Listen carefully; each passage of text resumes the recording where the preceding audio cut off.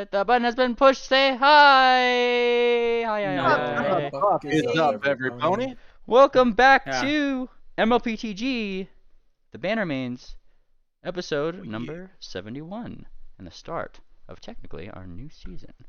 But what will happen today? A bunch of stuff is probably going to happen today. What was it? What happened last time was, you know what? I'm gonna restart that. Oh, it was fucking. Welcome back to Bannermanes. What will happen today? That's for me to know and you to find out. As for what happened last time, I don't remember who volunteered, but you, I point to you.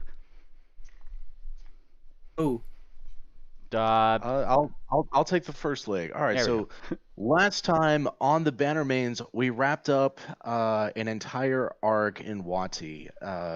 To briefly go through it, we had started in Lurebost when the main stitch of Dakalai, Taboo, requested that we go and speak to his friend main stitch Sela in Lurebost. And we took the airship there, and they were being attacked by red dragons.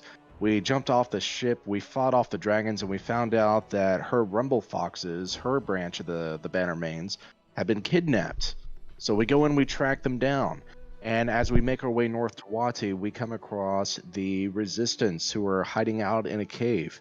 We find out that a group of kobolds were escorting some other prisoners into Wati. So we ambush them and we wipe them out, and we rescue some new members. We come across a kobold camp that is basically a Holocaust camp, and they are sending out children to try to murder us and beating people and separating them from their mothers, and there's wailing and gnashing of teeth. And in an emotional outburst, we charge across the river, nearly getting ourselves killed, and unfortunately come to the realization that we're not going to win that fight, so we have to press forward. We make our way into Wati. A couple of us get branded, and we come across Pingwing, one of the remaining members of the Bannermanes who stayed within the city to fight off and then try to build up a resistance. He joins us. We come across the pimp named Buckback, who is basically forcing us to do what he says and let him get paid, or he's going to kill us all and, ruin everything. So with our backs up against a wall, we agree to help him, but he gives us some valuable information on how to secretly sneak into the pyramids where some ley lines are being blocked. We go in through one pyramid to the next, to the next, to the next, until finally all of the ley lines are dropped. We come across a timey-wimey shenanigan character, a thumbtack character who goes by the name of Pushpin, and we start rushing our way back out because we realize with these ley lines down that Heat Thing, who set them up, is going to be incredibly furious with us. He charges in, he's ripping the pyramids apart, and we find a box that allows us to teleport through time and space and arrive at the ziggurat of Soft Whisper. But it's blocked off. There's a shield around it, so we have to fight off wave after wave of kobolds as they're rushing to our position. The force field is dropped, and we fight our way inside, where we do some timey-wimey shenanigans of our own, and we get completely surrounded by the Hounds of Tundalos. that was planned. That was perfectly planned. Of course it was. Yes. Yeah. While they did attack us, they also attacked the kobolds as well, because apparently they ran out of corners to surround us. But through sheer grit, will, and a couple of good dice rolls, we made our way to the main room, where we faced off against Heat Fang himself and his cohort of kobolds. One after the other, the kobolds began to fall, and Heat Fang was absolutely overwhelmed with magical spells that drained his energy, drained his health, and Swift, the pony himself, leapt in and stole the final kill, the final blow against Heat Fang. Took full credit for himself, was very boisterous about it. And then we came down to the real fight, which apparently was fighting off the remaining kobolds, who were a harder fight than Heat Fang himself. Yep. The kobolds dropped a moon planter, nearly killed him, but he was brought back by his friends. We wiped out the remaining kobolds, and then as we started making our way back out to the city, the spirits of Wati, who had been contained inside the necropolis, are now free. They are flying over the city, murdering every single kobold they come across. But it was a successful mission, and we got some tickets to go to a hotel. But during the midst of all of this, Ord did die. She had a glorious death, which I'm sure everyone will agree on that it was a warrior's death that nobody could deny her. Truly. Yeah. We instead of burying her on the spot, we decided to preserve her body so we could take her back to Brashville and give her a proper funeral. There was a long period of about a month where we, the Bannermanes, were going through the remaining area, wiping out the remaining kobolds, freeing the remaining citizens, and upgrading our gear. Heatfang himself was descaled, his head was cut off, so we have trophies and means of making a little bit of extra gold. And from here, the new journey continues. We have a little bit of downtime to enjoy after such a harrowing experience. We know that greater dangers are on the horizon, not from only what we've studied, but from the mouth of Heatfang himself. But we're not here to discuss that today. Today we are here to discuss what we do as a team to remember those who were lost and make our journey forward. That was a Well spoken. good synopsis as any for an entire arc. If any viewers are curious about more of those details, in the description of this YouTube video is an arc description typed up by our wonderful 777s here. Thank you very much. And it should give a nice overview of everything that Moon Planner just kind of went through. If you wanted to know little finer details in that respect. Now, as for today, there are some things that need wrapped up. As he had said, Ord is still in a bag of holding. And that's a problem. We need to remedy that problem first, as well as some other things. Problem. This bag's ruined by now. I'm gonna have to get a new one. He's absorbed so much magic while staying in there. It's the most disrespectful way to preserve the body. Hey, well, it's preserved nonetheless. The only issue I think Ord might have with it is the fact that, she's just kind of floating in a magical space for this whole time. Like, otherwise it's pretty hunky-dory. But I asked you guys had a list of things you wanted to do, but what things do you want to start with? Because there are a number of places that I know you guys want to go, things want to do. Let's wrap up those loose ends and have an adventure. Well, yeah. Go ahead, Swift. I was saying that at some point, all I was saying is that at some point Swift wants to take a day trip to Kaladai and drop off his dragonhide armor that he's so rightfully earned and worked very hard to earn, so that he can have it made to an appropriately magnificent cloak and upgrade his armor to, reflect the magnitude of his accomplishment. But I can assume something like that gets done because it's literally just a portal to Dakalai, then an 8-hour train ride to Kaladai, dropping off the material, and then, a 4 days of crafting or whatever. Oh yeah, an 8-hour drive to Kaladai is no unlaughing matter. Along the way, you definitely see a lot of people actually living on the bridge. Oh, if we're gonna talk this through, then I know Sarsaparilla would have wanted to come, and anyone else that also wants to come, take this trip, especially Moon Planner. Yeah, sure. Yeah, Moon Planner will take the trip. Yeah. Fortuna, maybe you can sell some fortunes on the train. Yeah. Alright, well the train doesn't actually stop all that much. It seems like it's kind of one of those trains, how Elon Musk wants to do his hypertrain across the United States? Somewhat like that. It moves fast. I mean, there are service things along the way, but they're namely service rails. Other than that, your thing goes relatively unimpeded. Nobody really wants to jump in front of a very fast-moving train, fortunately enough. And you guys get to Kaladai. Pulling into the station. Of course, you kind of see Kaladai before you actually even ever step foot in it, as numerous spotlights kind of illuminate the sky. It literally just like it's Hollywood, right? Like there's spotlights going up in the clouds. You can definitely see where they are. And the closer and closer you get, the more and more you actually hear the sounds of varying, musics. And as you guys kind of pull up to the station, it's very clear that some paparazzi seems to be following somebody in very fashionable clothes who seems to be going the opposite way of you guys, getting onto the train and idly saying, like, back, you know, getting in the thing. Oh, I swear these paparazzis. And then the door closes. Such is the way of What did they look Kalada. like? Oh boy, they seem to be a mare, of all things. A very cute one. Mare? I mean, it's kind of one of those things that your GM doesn't quite know in the way of fashion, but she looks very fashionable. Quite probably the kind of fashion that might make you squint for a bit. But I mean, the long tails on the dress and gown, it actually is kind of fitting to her character. She probably wears like a little bit of a crown with frills over the edge, and likely some very Sphinx-esque makeup. Ooh. You know, the Egyptian style sort of look. You might gander. Is she a pink? Is she a pink Pegasus? She is actually. I was kind of like thinking of her in my mind's eye more like a tan one. She's got like the lighter, faded, more yellow coat. And Safe color. Safe color. All right. I'm gonna roll society to see if I know who this is. Ooh.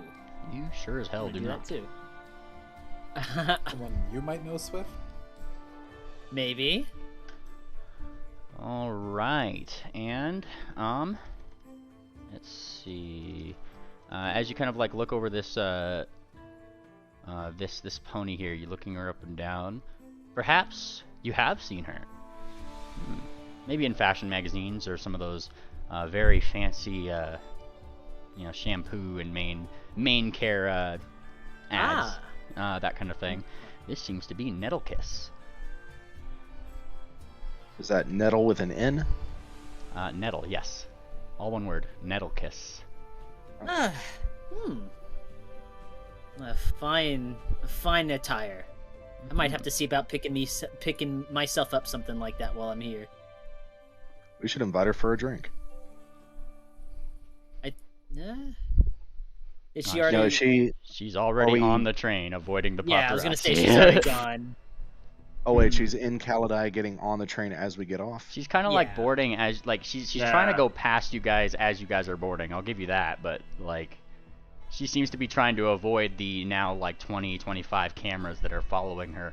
All these ponies and griffins and hippogriffs like all like spinning small crystals in boxes and flashing them your way. Kind of, you know, hurts the eyes a little bit. It hurts the eyes a little bit, okay. namely because as each flash happens, Swift kind of goes whing, and it's like a flashbang, really. Moonplanter has to almost close his eyes completely and cover him up as he walks on. All I right. think Madame Fortuna just got a seizure. Seizure's fucking. Now, I'm gonna totally not photobomb them. and you totally don't photobomb them enough that actually let me roll some. How about I roll some here? High or low, Swift? Hi. High is in your favor. Oh boy, the bean dice have spoken. As you kind of like try to photobomb, more or less. I mean, it takes over like a decent amount of the paparazzi that's trying to get a good angle, and they start like, actually, you start taking away more of the attention away from her. She actually kind of like looks back. Oh, thank God. And then as she does, she looks you up and down, Gem Pony. She kind of gives you this like weird look, like it almost looks as if. Actually, give me a sense motive. Give me a perception. Blind if you could. That's a good one. Okay. All Yeah. right. How dare you take away my validation? Does this count as technically? I'm gonna guess with sight, with goggles and. This is a sense it's motive. plus- No matter, I don't care how good Oh. your goggles are. Your goggles don't tell you what other people are feeling. Okay, my bad. My Yeah. bad. So Take as one off of that. yeah, as you're kind of like maybe judging that and that motives just slightly, it looks like she's giving you a look that probably she expects that you live here, given that you are a very shiny pony, and is certainly judging you on your course of attire. You should go here if you're gonna get photos taken of you. and she provides you a small inn to, well, look at that, a tailor of all people, and a forge master. Perfect, just what I was looking for. I would have thought. You're a godsend. I know. And then the doors close. Ta-ta. Moonplanter is going to hunt prey on her for reasons. But okay, it's not allowing me to hunt prey because I don't have my icon selected. But this will be at a +2. Actually, okay, I can go ahead and select that. The reason I'm rolling sense motive is why would someone we've never met give us key to an inn?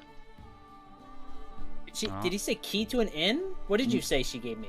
No, she gave you like pretty much just like a, I guess like accommodation. You look at the thing, it's more like she has given you a spot in with a tailor that, by the looks of it, probably is pretty busy usually.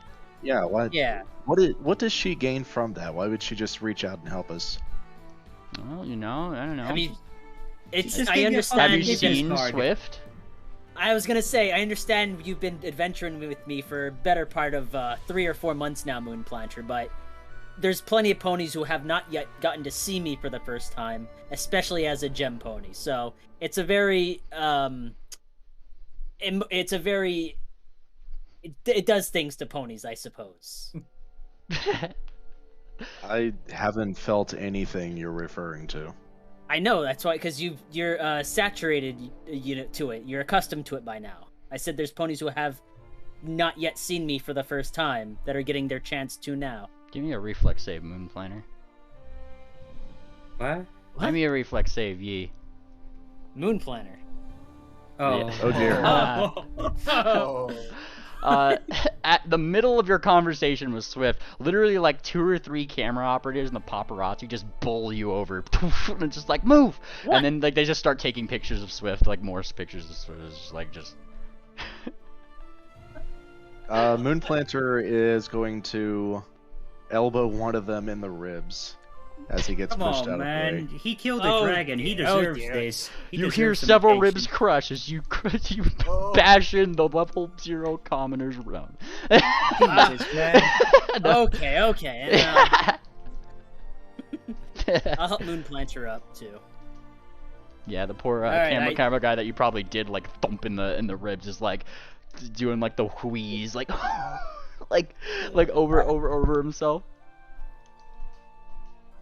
Alright, we better get back into town before we get back onto the tracks. Thank you all, but we've got a busy day to attend to. You're welcome to follow at a safe distance. And as but no closer. As you say that, I mean, you start walking away. Like, they're doing the thing that paparazzi would. They got, they're coming out, like, where are you going? What are you doing? What's your name, mysterious stranger? They start saying as they, they're following you out. They're trying to get, like, a last couple in. We are getting a new fashion of clothing. We've just finished our trip to Wati. My name, Swift Sail, the Dragon Slayer. There's a collective, ooh, and then ting, ting, ting, ting, more photo taking. Yeah. And Moonplanter's covering his face because the flashes are really fucking with his eyes. Please be more sensitive to me, nocturnal friend. And they brief, like, a couple of them, like, look over, and then they're just like, hey, get out of the shot then. And then they try to shuffle you off a little bit, Moonplanter. Shuffle. Yeah, Moonplanter just gets out of the way. Well, as fun as it is, I'm not trying to spend too much time like just doing this. Oh, but yeah, I know. At some point, I'll start moving along. I'll try to move with the party into the city. Oh yeah. And it realistically doesn't take you too long to actually find the tailor that you need. There isn't a line, as it very specifically states on the outside of this very fancy tailor's office. Appointment only.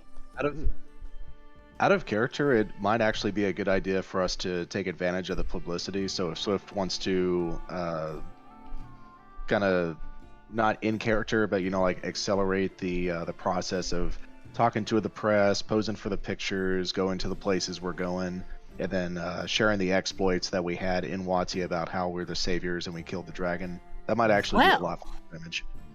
well, if you would like, I have this nice new feats. Oh, let me make that public. Feet. If we want to spend a little bit more time, I can see what's going on in the city. Yes. and So get some this is some where heroes. this is where you can actually gather information as a thing. And gathering information is just a diplomacy check. You guys can literally also do that. Swift also has his thing, fancy party Which I crasher just thing. linked. Yep. Yeah. So, if you guys are doing that, like, now would be the time to do it. There is definitely lots of newspapers, lots of various, people taking pictures. There is a lot of pictures around of specifically a crystal dragon. And like in various like wonderful forms, spreading her wings, lights hitting her, and rainbows coming out of them. It's very Pink Floyd-esque. It's very nice. And yeah, like I mean that seems to be one of the main attractions of the thing. And upon anything, most of these posters always seem to feature, similar to how like the Wonderbolts poster has like the Wonderbolts like in a line kind of deal. They all seem to feature some very like Men in Black clad ponies with Bannermanes badges. Ooh. Specifically ones that I actually have designs for, which I shall pull up over here. Oh, look at that. Let me see. Actually, I'll give you guys that because we came here, right? Alright, that was Mia and Sita Zert. And it'd be this one. Haha. Copy image, paste. There we go. That's what their Bannermanes badge looks like. Is the crystal dragon the main stitch? It doesn't look like she is wearing one of the badges. New. And society rules help. I feel like this would be society. I roll a lore skill to recognize the dragon as well. Yes, that would be also valid. What lore skill? Dragon. I will. Oh, fair enough. I'm gonna roll to assist the previous society check. Wow, look at those. 33. Nice. God damn. I also rolled a 33. Nice. Whoa. All Oh, right. that's a going good on? omen. I got a good feeling about this. All right. And let's see here. Let me pull up my notes. And that would be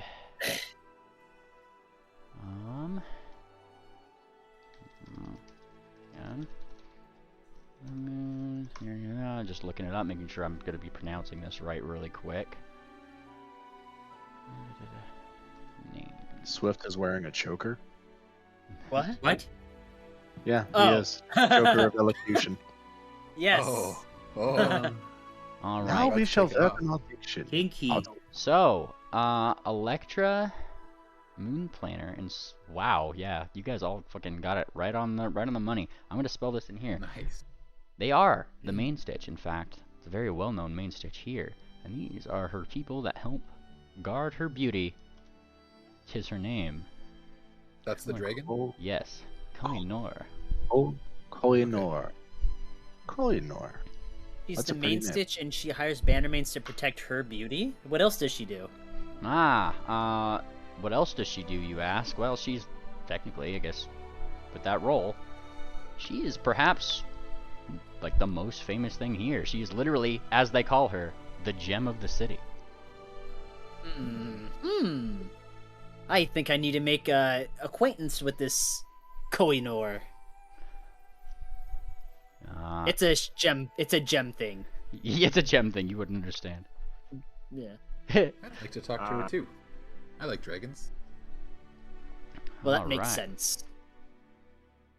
And like I Is said, Fireheart here? did you take Fireheart with you? That's the question. I mean, it was an open invitation. Yeah, I'm asking who you took with you. It's kind of open-ended in itself. Who you taking with you? Yeah, everyone who chose to come with us. Yeah. Did feel she like- decide to come? I'll say she probably decided to come on an account that she didn't want to be rude, but helping the orphans isn't exactly my thing. Plus, we missed you. And she gives a smile. Yep.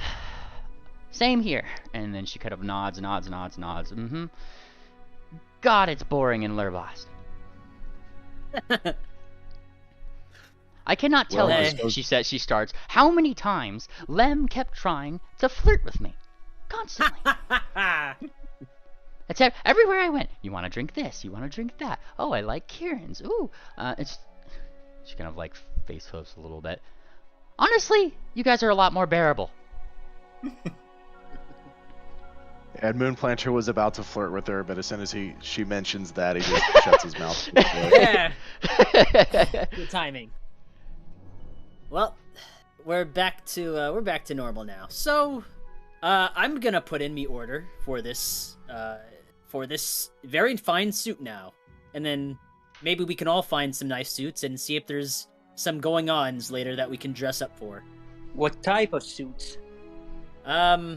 Maybe we just find some polish and buffer for your box, but I mean, like tuxedos, dresses, things that you'd wear to a I gala, need a to a suit ball. right fucking now. As you if you guys are going to this this wonderful tailor / forge master's just shop here, I'll tell you this: this appointment isn't just for Swift. It's an open appointment for the party. Like, if you guys are getting fancied up, this is the place to. How convenient! And Fortuna, even you would get the offer that, oh hun, if you wanted to spice up your box, we got the gems for you. They're offering to bedazzle your box, more or less. Okay, okay. Here's what you need to do: get some paint and just paint a tuxedo on the box. Just paint a tuxedo on the box. Just paint a tuxedo on the box. Yes. That would be like wearing a T-shirt with a tuxedo print on it. Oh, okay. So, or just get a piece of cloth that looks like a tuxedo and just wrap it around the box. Like, just do something. Why not the gems? How about this, Madam Fortuna? How about a new gem for your turban, and then we get some fine linseed oil to polish the box, and then they can fit like a tuxedo suit jacket for you. Wait, what? You know, your animatronic part. No, yeah, but repeat the sentence. It kind of cut out internet. Oh, I suggested we get some fine linseed oil to polish the box itself, the wood part. New gem for your turban, and then they can fit a tuxedo to your animatronic parts. Oh yeah, sure. Just that could work. Give me a zoot suit, the best you got. All right, and like they kind of think a little bit. Zoot suit, huh? And they kind of think. They it is actually like a griffin in themselves. They kind of pull back Fortune a little bit. They do the square thing with their talons, but they're actually putting her in a square, like in the square of their talons. Just like sizing her. And then they actually get close to your eye, Fortuna. Don't touch that. That's don't you dare fixing that. That's oh, hon, I would never touch this. This is a defining feature of you, and I could tell. And you got an eye for this stuff. Oh yeah, and you do too. And she kind of like smiles a little bit. You want a zoot suit, hon? We'll get it done. Based. And yeah, she'll definitely get to work on that. I know, Swift, you kind of paid for your your whole dragon setup. But if everybody else wants to get themselves all fancied up, probably 20 gold off of each one of you guys. So Fortuna's over there. Specifically, I'm paying for like my armor, just like actual. Can this guy do armor? You said he was a forge.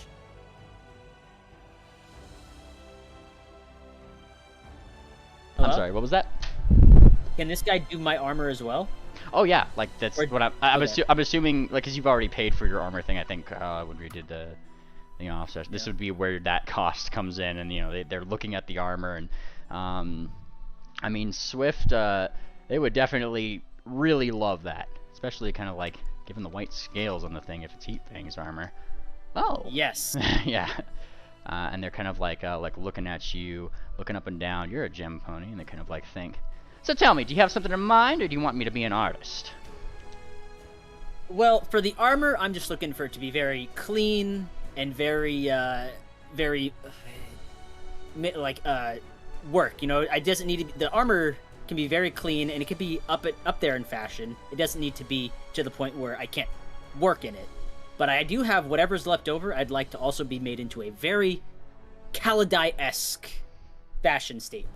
Hun, I designed most of the Bannermanes here's outfits. And I could tell, she says, thumping your little badge on your chest with like the tip of a claw, that you are exactly the type that would love what I would do with this armor. And Well, I will trust you then.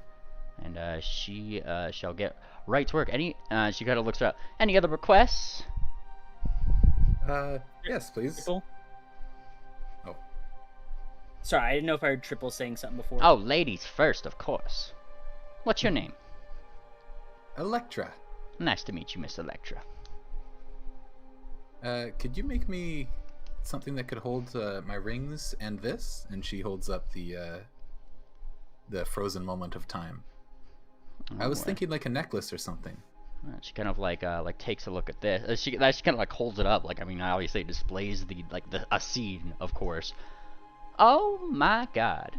And she looks at you, Swift, actually, at this. Why did you not show me this first? she kind of like she kind of keeps looking through it, and she's like looking around like this lens, moving around her room and everything. And at about this point, that's when like the paparazzi that you had left is probably like a couple are looking through the windows at you guys, and then she briefly, without even looking, just like thumps the side of her wall, and like curtains come down. And she smiles. Best not reveal to the public until you are ready. She gives a wink. Oh, I could definitely work with this. So do you want some kind of? And she kind of thinks a little bit. Oh, we could do some kind of medallion, or she kind of like she wonders. She looks thoughtful. Just around the neck, darling, or do you want somewhere else? Perhaps on the side. I'm open to ideas. And she kind of pulls out a piece of fabric. It almost looks like a sash, which she like does like she kind of puts like Romanesquely around you. And you know how like the Romans have that like big circular thing on like the sashes that kind of like holds it in place. Yeah. And she kind of like looks. What do you think of this, darling? I like it. We'll make it work then. And she looks in the direction of you guys were calling out Triple, I believe. Yeah. Well, Yes. I thought I heard Triple and I talked over him. Ah, hey Right. Triple, you there with us? I got something more important to do. Ah, and she kind of like looks down, looks it up and down. Something more important? Some of those hoof wraps, I take it?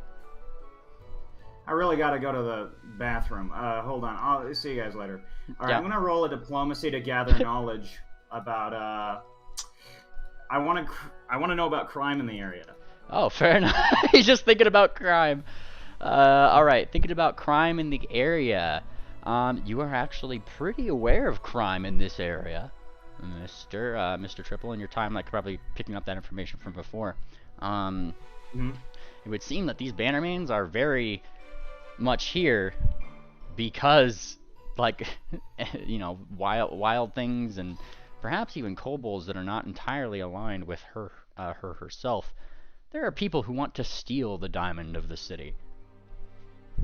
Steal the diamond of the city. Uh-huh. Okay, well, I'm gonna go and just get to work. By the way. Ah, fair enough. All right, that's. Like, do you just like leave, or were you not here to begin with?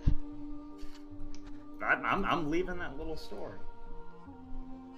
You leave. He leaves, and she kind of thinks, "Oh, some people are just loners." She kind of like thinks, "Life isn't for everybody. I understand." I'm sure he's got something that he's on. Mm-hmm. She holds up her talon. Going once, going twice. All right, that's the order. And you kind of like she takes her notes. She whisks off, whisk.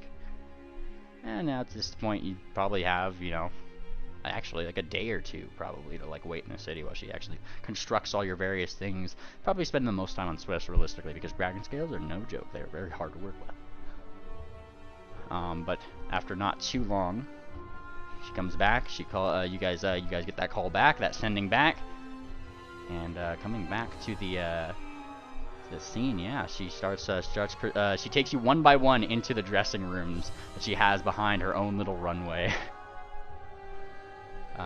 And Electra, you are fitted with a very, very nicely matching sash, with the solidified moment in time directly like where that would be like held in, and kind of like as it goes, it complements your fur in a positive, probably more color theory-esque way than me as not an artist can describe. But it is fantastic nonetheless. And as you actually kind of move around, the scene on the moment in time itself actually changes to various different places. Yeah. Depending on the angle, I like it. Yes. And awesome. She fits you with that. Go present yourself, darling. Send you down the runway. Sure, yeah. And Electra walks down, flashing her stuff. And that's I need a performance check. Yep, I need a performance check as she kicks the wall and the curtains open. Solid. Beautiful. Oh yeah. Magnificent angel scales. Yeah, there's definitely like a resounding yes from the people who are, have been expecting you back. I mean, they probably already knew that you guys were going to come back at some point for this amazing thing, and people are taking pictures, and she is, and Electra is definitely playing up the stage very nicely. Wonderful, wonderful, darling. And then Swift, actually, not Swift, Swift, actually, she kind of takes you aside. We'll save you for last, darling. And she goes to Fortuna. Fortuna! Miss Fortuna. Sorry. And she gives you like a little bit of a bow. If that's a misnomer, please do tell me. Anan, you with us? No, he died. He went I can't believe Anan is fucking dead. Wait, no, sorry. What's up? I missed it. She's sending people down the runway. Electra just went, and she is ready to present you, who, as you come out of the dressing room, ready to go down the runway, you are fit with a wonderful, wonderful zoot suit.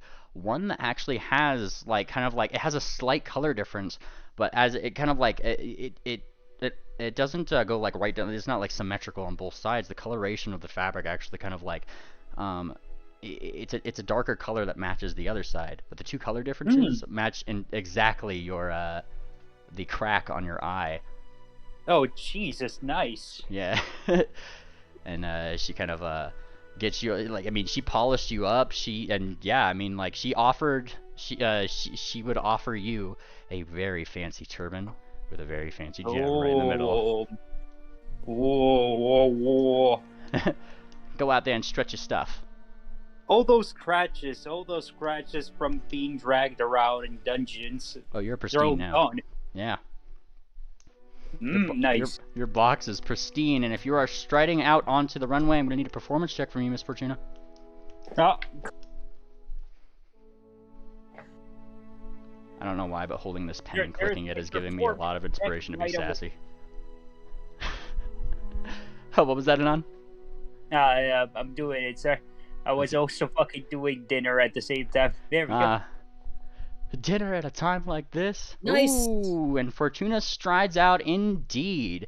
Fortuna, are you doing anything fancy as you do? I know you have several implements to be a performer. What are you doing? I am going to whip out my... I got the organ, the inbuilt organ thing, the American photo player. You do. Music. And you actually start playing the music, and people like immediately, like it kind of is one of those things where the camera stop briefly. They hear not only see, but then they start hearing the music, and as you do, like the lights behind you change. It seems like perhaps she had these on standby. Oh no, they change to spooky blues and greens, dimming behind you, and like illuminating in a way that would really complement the box. Yeah, and then fog starts to rise with them. It's very fancy. This is what's played right now. Oh, nice. You see? Nice! Nice, Mr. Blue Sky, man. Oh, boy. It's both intimidating and silly at the same time. A wonderful combination. All right. Perfect fit. Yep. And as you play up your performance, people clap, people take pictures. I believe the last one up here is Swift, yes? Aye, and as you come out of the dressing room, Swift, you are befit. Oh, I guess What? I thought Well, it was Moon going to be Planter. automatic. But yeah, Moon Planter did buy a tuxedo. Aha. Then go. Oh, there you go. I guess, yeah, Moon Planter would be the next one out of the dressing room then. And of course, they would befit you with, She didn't really size you up per se, but if you wanted, did you just want the plain tuxedo? She wants to play you up, Mr. Planner. What were some traits you told her about yourself? Just I've always spent most of my time outdoors, tracking through the woods, and I don't have much experience at all with fancy dinner parties and fancy clothes. I honestly don't know. So you want to look rugged, but still be able to go to these parties? I suppose. I suppose the most important thing would be that the tuxedo should be able to fit over my breastplate. Say no more. And as you do come out, it somehow, some way, she was able to both keep the look of a fancy tuxedo, but the way that the contours and the black actually overlap, you don't actually see a lot of where like the armor would like buckle out or come in or anything like that. So you kind of like stride outwards, right? And what looks to be like a normal tuxedo, people are looking like, what's the deal? And then you hear it in your head. Moon Planner. It's a tearaway. Now tear it away. Moon Planter grabs a hold of the collar and goes.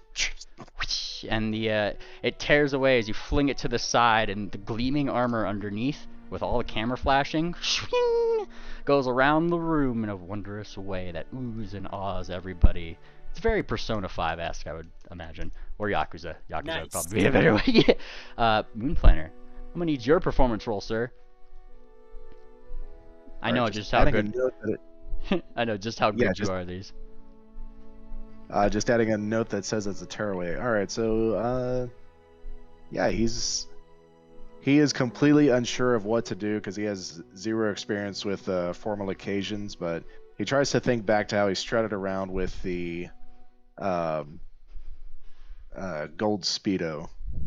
The gold Speedo, very nice. Well, I mean, you do tear it away. Now, you might not be as flashy, might not be as, as strut your stuff as perhaps Electra and the performing Fortuna, but she does definitely back up your performance by very carefully placing lights that more or less shine off of the armor in ways that would complement both your looks, the way your face is shadowed, and when you squint and stuff like that, probably from the camera flashing, things like that, or if you perhaps even have sunglasses on, would more or less hide maybe the frownier bits of your face at the sudden attention. But good nonetheless. Strutting back, then she goes to you, Swift, heads into the dressing room. You ready? Born ready. They're ready for you. And Swift, as you step out of the dressing room, yeah, you guys see it. Still sleek and slender, not even bulky. You guys do see the scales of Heat Fang arranged in a very, very nice way along what would normally be, I believe, leather armor, correct? Yes. And each one individually doesn't even seem to block any of Swift's own light.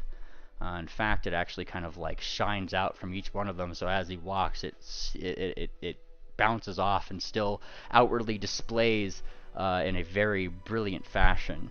Can't be hiding too much of that beauty. Now go out there and strut your stuff, sir.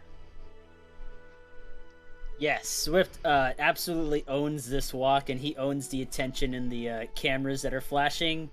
And he starts by walking very confidently, like straight back, straight hooves out in front, one in the other, perfect stride. And since it's armor, he shows off its usefulness. I'd like to say towards the end he'll give like a tumble. And since the silver rapier is also made by a company that does pieces for presentations, that would be a part of his performance as well, as he will tumble and end with a pose with the rapier. Give me your acrobatics or performance. Acrobatic Yeah. performer would all be right. Like this would be perfect for it. Yes! Oh Yes! shit! That's dumb. What a wonderful I nat knew 20. it. I called it. Oh, that's great. Yeah, yeah. As you start kind of like tumbling around, practically flying around the stage, without even your wings, almost it seems. She catches your drift, and as you do start to do that, she waves a talon.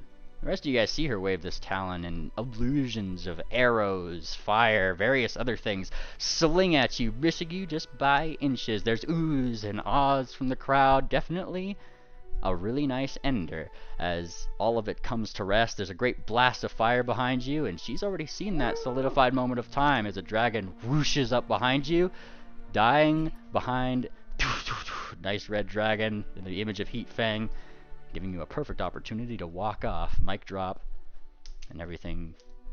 Everybody bursts into a cheer. Blessed. It had to be me. It had to be that role. All right, and the wonderful, wonderful seamstress gathers you all around. Oh, you are gonna make the papers tomorrow, and she smiles around. Each and every one of you is fantastic today. They've never looked better. You're brilliant, lass. She gives a polite bow. Here's my card. So we'll put this card away. All right. And then just before you guys leave, she actually catches up with you, Swift. And here, in case you ever need an in back into the city, she slips in a party invitation into your bag. Yeah. Oh, marvelous. I've loved my time in the city so far. I will make use of this. And is it like a party invitation? So what's the details on it? And probably a special party that's for me to know and you to find out, because I definitely haven't planned that party yet. All right. Okay. I feel like going to a party. What do you say, gang? Yeah, we should go right away. As soon as possible. party. We got a bunch of suits we were gonna flash at the party. Come on. Hey man, like if you guys, it's your adventure. If you guys want me to ad lib a party, go for it. I would like to, if there's gonna be a party, I'd like to have the DM have time to come up with a properly wonderful party. Ass kisser. No, I mean really, I would want the party to be like better planned. Yeah, no, I get it. I agree with you. Plus, we can get a couple more players. We can get, Shabaka, Tangent, Sarsaparilla. I don't want to hog all the. Do next session before the beach, maybe. We'll find time whenever Meemly says he comes up with an idea for the party. I'd guess. Ah, yes, certainly. Fair. I did want a chance to speak with Main Stitch Koanor. Is that her name? Oh. Yes. Yeah, so, Koanor. you would get this from your time gathering information in the city. Actually talking to the Main Stitch is so fucking rare. Like, it is damn near impossible to. Like, those people that, guard them would be your first, biggest barrier, as they don't really let people talk to the Main Stitch. Like, that's the thing. They're Secret Service for this dragon, more or less. Be like trying to, talk to the president. It's really hard to. I understand that, but I personally think it's important for Bannermanes to go and pay respects to the Main Stitch of the city they're in. Not only that, we are the heroes of Wati, and we have the second in command of the Sacred Schemes with us. We do have a decent amount of notoriety at this point. You do, and if you are going up to one of these perhaps Secret Servicemen to get their in on the thing, Moon Planner, you could certainly give me a diplomacy roll. Swift, help me out. In fact, maybe you and Electra could work together and talk our way in. I for one would really like to talk to this Main Stitch. So I think first we should learn more about them. Do they hold court? Do they talk to random citizens sometimes? We should figure these things out. Yeah, that's a good question. All right. Well, I guess if you're finding one of these, probably there are the occasional guards interspersed with these Bannermanes. They're actually actively looking around and seem pretty good at their job of helping the guards keep the peace in here. They even got what seems to be very small things, like earpieces almost, in all of their ears. And, yeah, I mean, if you're approaching one, who's saying what? Sure. Electra will walk up to one and just start off with... So I'm assuming at this point we've already heard that it's hard to get an audience with the main stage. Right? Nope, this would be, like, probably the Okay, first time you're figuring it out. Yeah. Okay, I gotcha. Okay, just context. Okay, so I guess Electra would walk up to a guard and say, "Hello." They look down. They have sunglasses and everything. Probably a small afro. What's species? This would be a earth pony. Okay. Hey,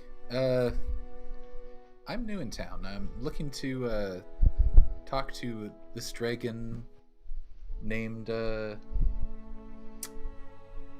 I'm just coming up here. Oinor. Eleanor. Boynar. Yeah, the Diamond of Kaladay. I see Moon Planet Yes. got my reference. Yeah, and they you know, you could definitely see an eyebrow raise, like as they look down at you, Electra. They kind of like, you know, they seem to wait for a second. Do you have an appointment? No. And he kind of like gives like a little bit of like a thump on the ground. Unfortunately, we cannot allow anybody without an appointment to see the main stage.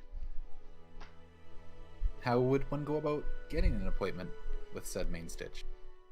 And he lowers his glasses a little bit. Look, kid, if you got an in, you got an in.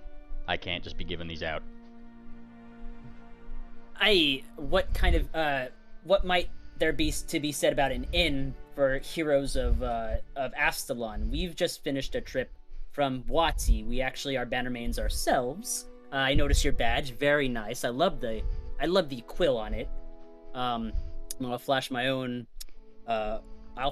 badge, Whitewater, and stand tall in my nice new outfit.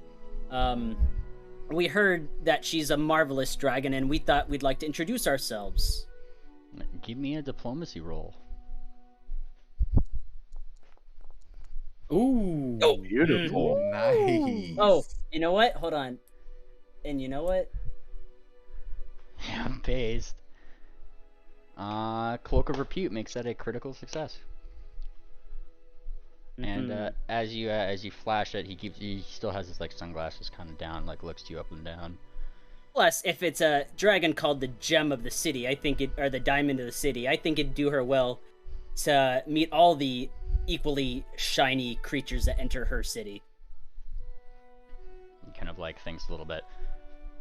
Look, son, and like as he does so, he seems to kind of like he seems to consider a little bit. You guys, your badges, that all checks out. I mean, they probably heard a little bit about what's going down in Wati. People have sending now. Main Stitch is holding a party, a meet and greet, about a month's time. Think you can make it? We'll put it on our calendar. What day exactly? Do you know? He gives you the day. Okay. Awesome. So we've got a day. We've got a party at a to be decided at a later date. Yes. Nice. May we simply come to the meet and greet, or do we require an official invitation? Invitations are necessary. They are? Well, They are. And he kind of Okay. he kind of like looks you up and down.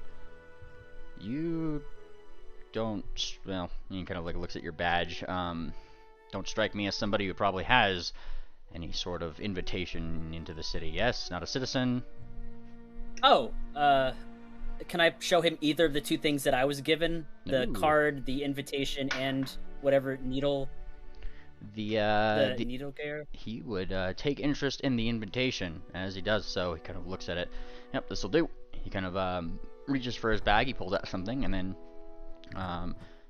he puts it over the card itself. Shing. and it doesn't like do anything to it except make like a very small spot of it like start to like glow with like the symbol of like the Bannermanes on it. And he hands it back. Here's your invitation. Card. Invitation. Okay, so it is like, is it 2 in 1 now? I'll just. Yep. This seems to be an invitational card. If you have access to go to a certain place in the city, this is what you'd use to show that. Okay, perfect. Nice. Ah, you've been marvelous. Thank you. What's your name, lad? Marvelous. Good job. And yeah, he kind of blinks. Thank you. And then he turns around. And I flash the party a smile. Just need a little bit of finessing, and you can get places. And I will tuck this invitation away. Does that invitation cover the entire party or just you? No, it's the party. Yep. You might better double check that with that guy before we just show up to the party and you're the only one who gets in. It does, in fact, cover the entire party. Okay, great. Yeah. Fantastic. I feel like I shouldn't be that mean. I mean, you could have. Technically, if it's Party Crasher, like, then I secure invitations for the entire party with that. Oh, there you go. Yeah. Yeah, you could have turned that into a secondary mission where everybody who wants to attend the meet and greet has to do their own thing to get an invitation. Oh, I'm sure you'd love to roll diplomacy rolls, Moon Planner. But, you know, maybe I could put in some work, find someone's missing child or something. Well, this has been a wonderful trip. Does anyone else have anything they can think of that they want to do? Well, we gotta do thing for Duck. We gotta. I mean, in the city before we leave. Oh, right. There was the spa. I guess we could have done that in the downtime waiting on the suits. Yeah, but I'd also like to, because I don't know if Sarsaparilla Brashy wants to be there for that. We can maybe also put that into Belmare too. Oh, yeah, we can say if you want a spa, you're probably going to Belmare for the spa, bud. Okay. Yeah. Okay. I mean, we could say there's something like quicker and lighter and like more preliminary, like, you know, faster here, just so you can get cleaned up before you get in your new clothing. Yeah, I at least watched. Straight up, every single brochure you've probably seen in this like weird-esque month of pastime is like, holy shit, Belmare's got all the services, dude. They just do not exist in the city. Where is Belmare on the map? I've never seen it. Belmare is over here. Go to the map. Hang on. Oh, yeah. Huh? You on the map? Boop. It's kind of south of Durston Pass. It's the... Like, I see Whitewater, Goldenport, Brashville, Cornston, Everton, Wimbrone, Basin Sage, Airlawn. Going over here. Every time you select it, I'm in the middle of pulling the map, so... Oh, there it is, Belmare. Hey. Wait, I've been there. What's wrong Yeah, with you me? have. It's like, you definitely have. You're in my other campaign. Different campaign, but yeah, okay, I've been to Belmare. I know Yes. where it is. Thank you. Yes. Okay. So then back to Dakalai and on to... Well, someone also said that they wanted to go visit Cafe and Hubby. Do we still want to do that? I'd like to. Yeah. Okay. Wait, I never met them. Never mind. All right. So based off of Neatly's direction for like how this has to go with like the airship now, we have to like jump off halfway from the airship so we can like travel there on foot. Goldenport has required your guys' airship to only land at pre-approved places, especially after the Wati incident. So, the captain will kindly tell you, hey, we could chart courses from A to B, so long as they have, well, you know, the ports for it. Otherwise, you know, you're free to, he gestures off the ship, jump off at any point. Smileys. And, are you able to fly over the mountains, or will you have to go around them? I can go from Wati to Weldstone or from Wati to Blakeburn.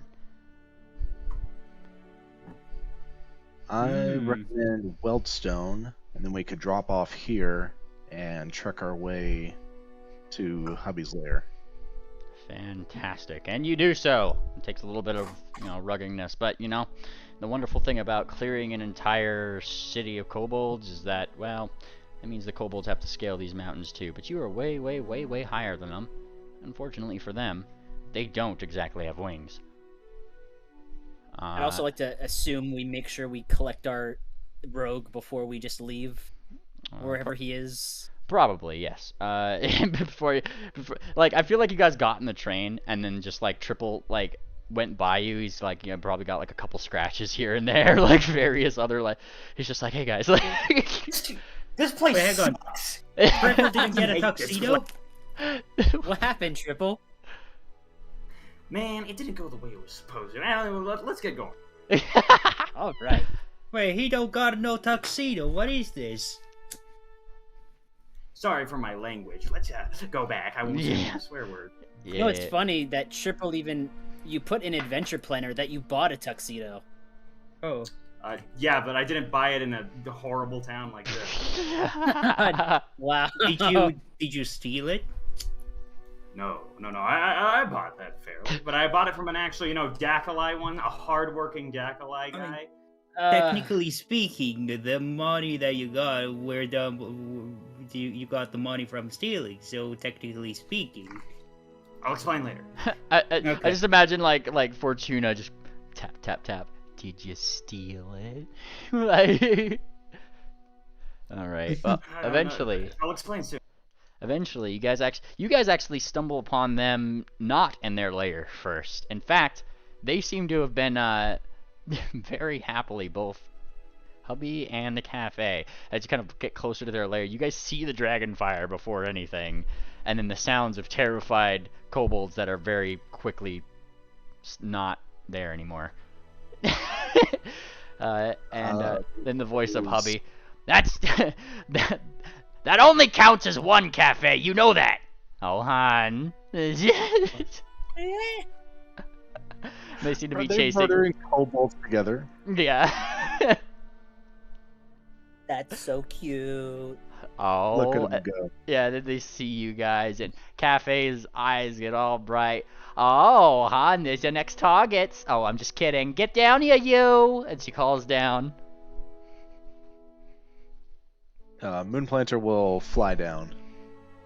Whee! You guys fly down as there's probably a couple red kobolds that are running for the hills, all but one who seems to actually be kind of behind Cafe's cave, right over the top. And hubby kind of looks over, shoots him a look, and then runs off And then well, with the dragons gone, I hope the kobolds haven't been too much of a nuisance. Oh, hon, this has been the best thing that's probably ever happened to our relationship. And she goes to hold onto hubby's hand, claw, who kind of does that. You get away from me, faggot, kind of look. He just, I told you for the last time, Cafe, not in front of people. Oh, but it's cute, isn't it? Hey, it's adorable. I am not adorable. I'm a dragon. And Cafe kind of looks up. No, you're really adorable if you ask me, Mr. Rosy Scales. Oh, look at you. You're getting so embarrassed. Clearly, Cafe can see a pink tinge on his cheeks that you guys can't. We've missed you. Oh, I missed you too, hon. I'm glad to see you guys in one piece. Where's the big one? Oh, she unfortunately didn't make it. Oh, and she kind of looks a little bit downtrodden at that. Oh, that's a crying shame. And she looks over to her hubby. Oh, you would have loved a hon. Who? The big one. You remember the big one? She kicked the ass of the one that was right behind you last time they were here. You remember? Oh yeah. And she kind of he kind of thinks, what do ponies say in these kinds of situations? Oh, I don't know. Use your imagination. He looks down, unsure of a consoling word to say. She had a fat ass. That she did. Nice. I'm the fattest. And Cafe kind of smiles. Well, it seems like that was the right words. All right. So Something you wanted to come around my lair to say? You didn't just come over here to greet yourselves, did you? We just thought Well, we'd we update wanted. you. Go ahead, Moonplanet. You can go. Thank you. We wanted to, as Swift said, update you on our success in Wati. We successfully destroyed Heat Fang, and his horde was distributed. So hopefully Wati will be able to stabilize, and everything will settle down in your territory shortly after. Oh, look at you, all heroic, and I could definitely tell you did. And she points to Swift's armor. Oh, you right skinned him up and everything. That's right. That's really brutal of you. You'd like that, wouldn't you, hubby? I don't make friends with ponies. Oh, but these are your best friends, I'm sure. And yeah, she shakes her head. Oh, I understand. The title of Dragon Slayer may be intimidating to some dragons, but I assure your husband I've got no intention to harm him. Cafe starts to laugh. Don't encourage him, Cafe! And then of course, I'd never hurt you, Cafe. She gives a little bit of a wink back, and as she does, she actually takes notice of Electra. She blinks. Oh, is that who I think it is? Hello. And she smiles. She gives you a little bit of a rub on your head, Electra, with a big claw. I don't know if she would. Oh, would she? Oh, no, that's right. Oh, she still gives you a rub on your head a little bit, and then kind of like leans down and gets some... Oh, wait, no, never mind. You just reminded me of somebody. Oh, she kind of like thinks a little bit. Oh, that's more Shofi's thing. Shofi likes to, yeah, he's really good at the names and differentiating all the Kirans. I never really hang around him too much. Well, I appreciate it. And she smiles. She kind of takes note of your sash as well, turning her head left and right. And then, Oh, show her. Yeah. Oh, yeah, shows it off. You show off the sash. Show it off. Wow. And as she does, she kind of blinks, and she actually like has to lean in closer now. Electra, this is like what I mean. She's a brass dragon. As she kind of like leans in to go for it, like the breath from her nostrils is like fucking hot. Like, she's kind of like looking at the scene. Oh, and that's really cool. Oh, hubby, look at this. Get closer. And then, like, you know, she drags in her husband who doesn't look like he wants to. And now there's two really hotly breathing dragons really close to Electra. Oh, no, but they're both looking at the thing. Oh, is that you? Did you stab him? And she looks to you, Swift. Oh, yes. Right so. Oh, I bet it was a team effort, though. It was a team effort. I bet he deserved it. Oh, do tell me, do tell me, Swift. Does your mother know? Oh, no. She doesn't know yet. I've been of... so caught up in everything else since, of course, duty comes first. We've had to spend a lot of time helping get the city back on its feet. Oh, duty schmoody. Go and show yourself off. Oh, my gosh. Okay, I write it down. You write it down. My itinerary. My mom. It's in the itinerary. All right, and that's when like you kind of hear like there's like a shuffling behind, and you see like you see multiple kobolds, kind of like brass ones, mind, pulling what seems to be a red one, who's just kind of like in manacles, like with them, and they're shouting, Miss Cafe, we found another one. And one of them said, he had this, and holds up a giant wrench, and it is a kobold you guys have seen before. On the way up to Wati, as a matter of fact. Oh, come on, man. I just wanted to come to get work.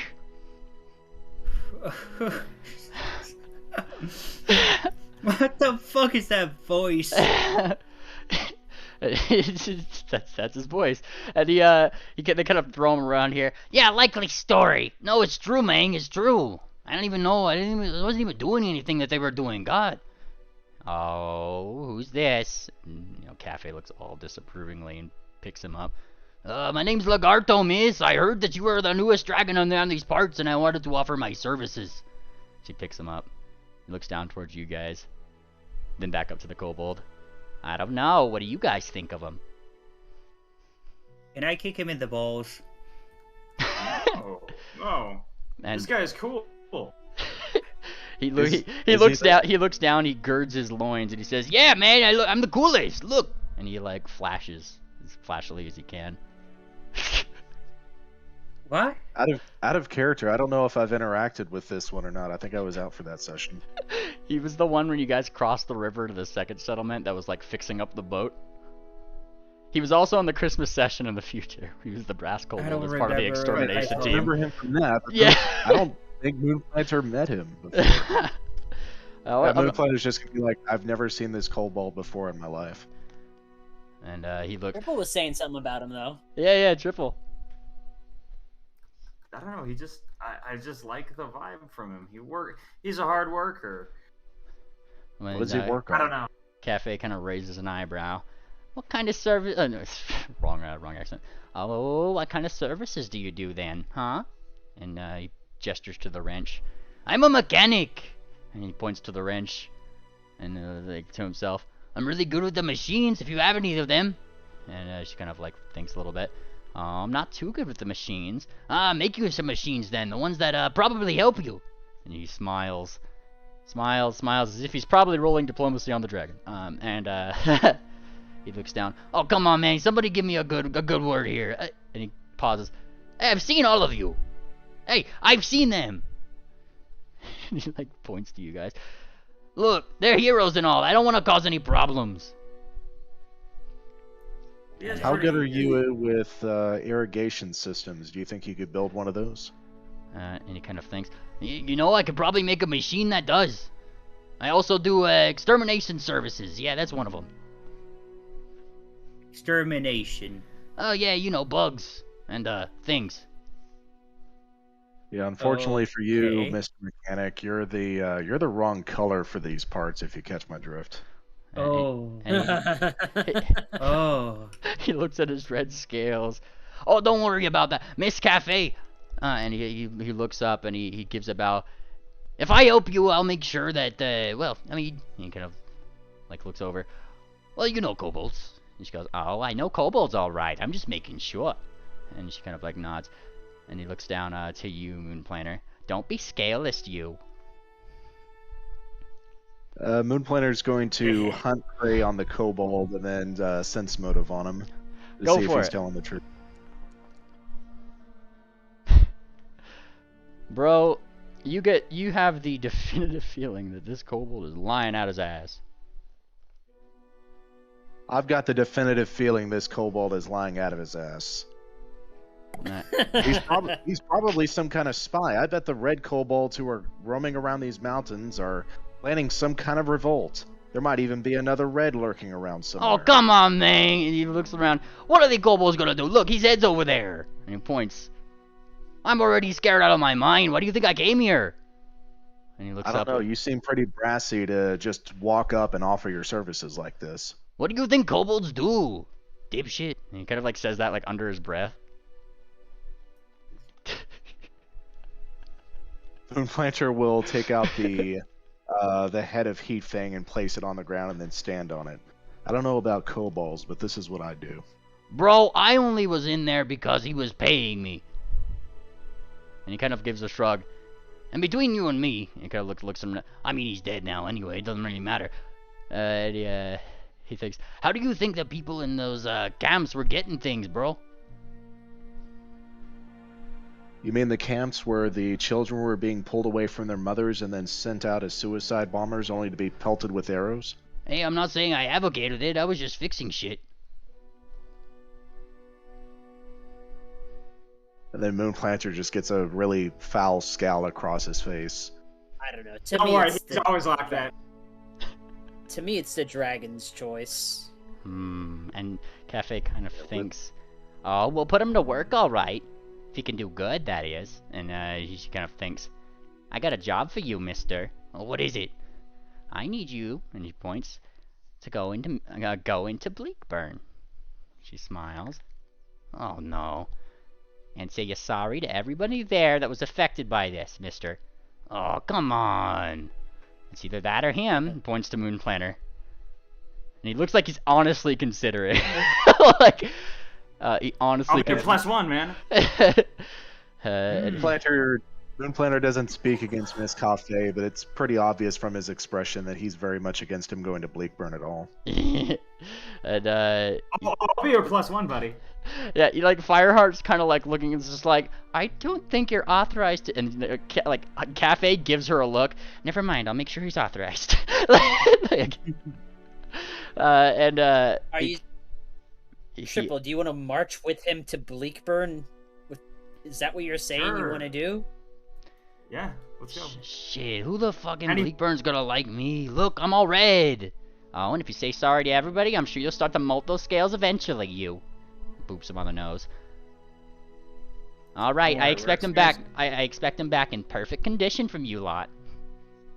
Looks What? like a... I don't want to take him with us. Triple, if you want to march from this cave to Bleakburn with this kobold, you're welcome to do that. Oh, he needs a friend. He is his friend. He shuffles him off to Triple.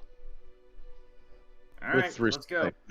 With respect, Mrs. Cafe, regardless of what his intentions are now, he was very much involved in the torment and even the death of, the citizens, the Persians, the Sun Cats, and the ponies who were around Wati. He had a direct hand in that. He needs to be held accountable for his actions. Oh, he is. He has to apologize to everybody.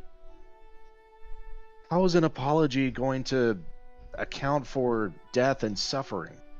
And she kind of like shakes her head. Oh, hon, do you know how hard it is for a kobold to apologize? You'd understand. She kind of nods. And hubby, it just kind of like looks to you, Moonplanter. Honestly, I'm with you for once. Oh, don't encourage him. Nudges like hubby.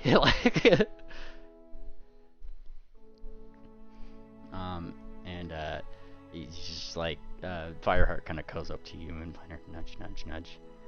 I say it's good. I say it's good. Diplomatic relationships with dragons are probably the best. Moonplanter folds his ears really flat against his head, but he'll take a deep breath and say, "For that, I'm willing to agree." Oh, that's the spirit. And she gives you a little bit of a head rub, Mr. Moonplanter. And Lagarto the Kobold, as he calls himself, definitely shuffles behind Triple.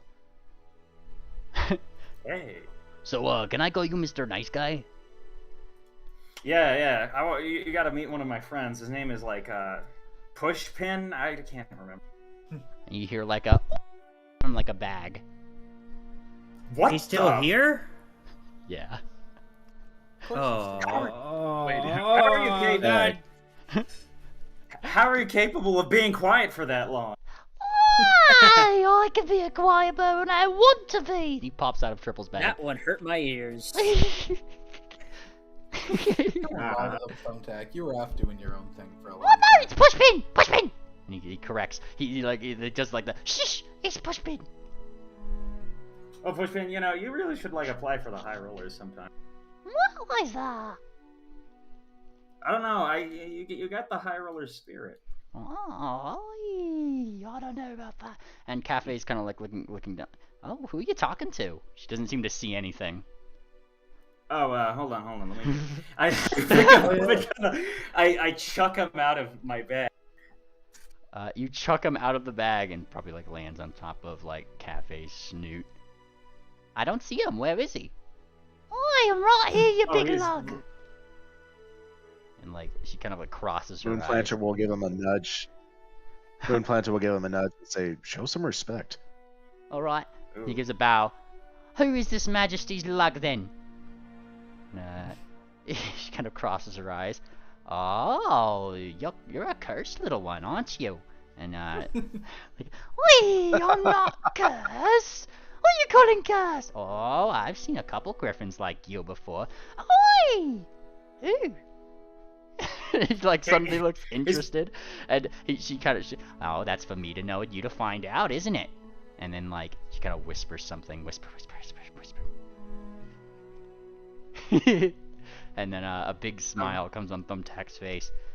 Oi, that's a good one. I like this one. Thank you, Miss Lug. What? I said to her, what? Did she say she was gonna step on you? What? No. All right. No, I don't like the I think we awkward got all- silence. I think. Well, I think. What else do we got to do? We gotta go to Bleakburn. I guess we gotta take this Must- kobold to Bleakburn.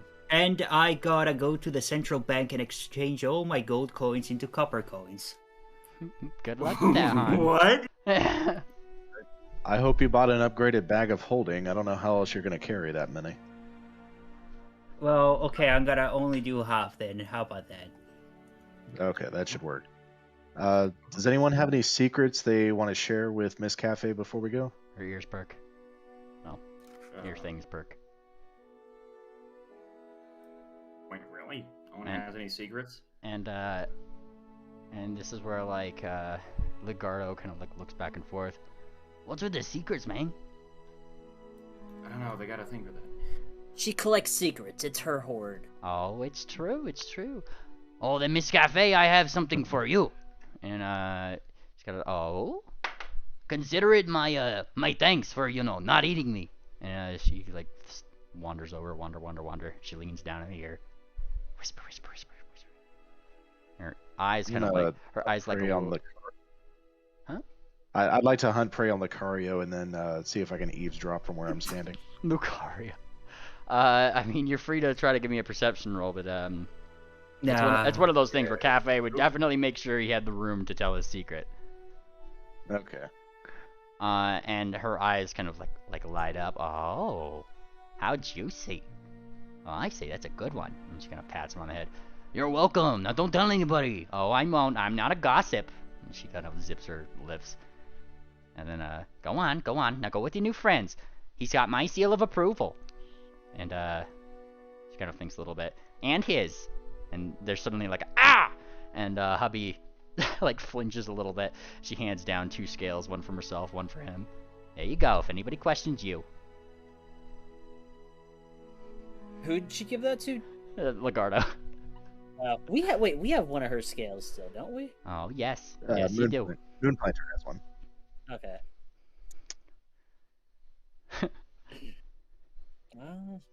Well, did anyone else have anything?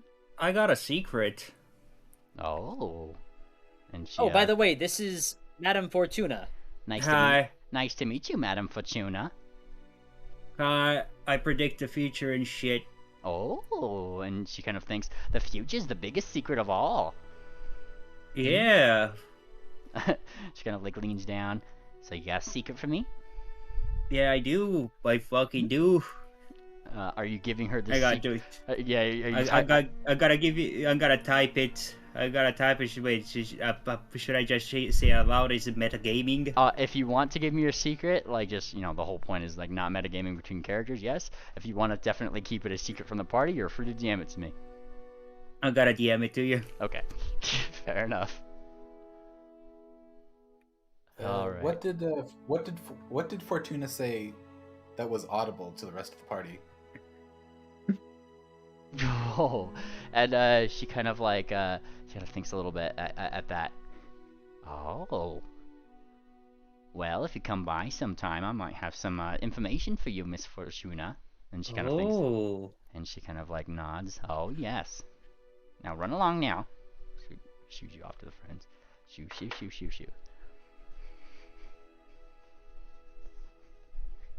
Well, that was nice, I guess. Yeah. Alright. I guess we're Send trekking mine. it to Weldstone now. Are you? Yeah, I think that should... Yeah, that'd be This- best because then we could meet up with the airship and travel straight across the ocean.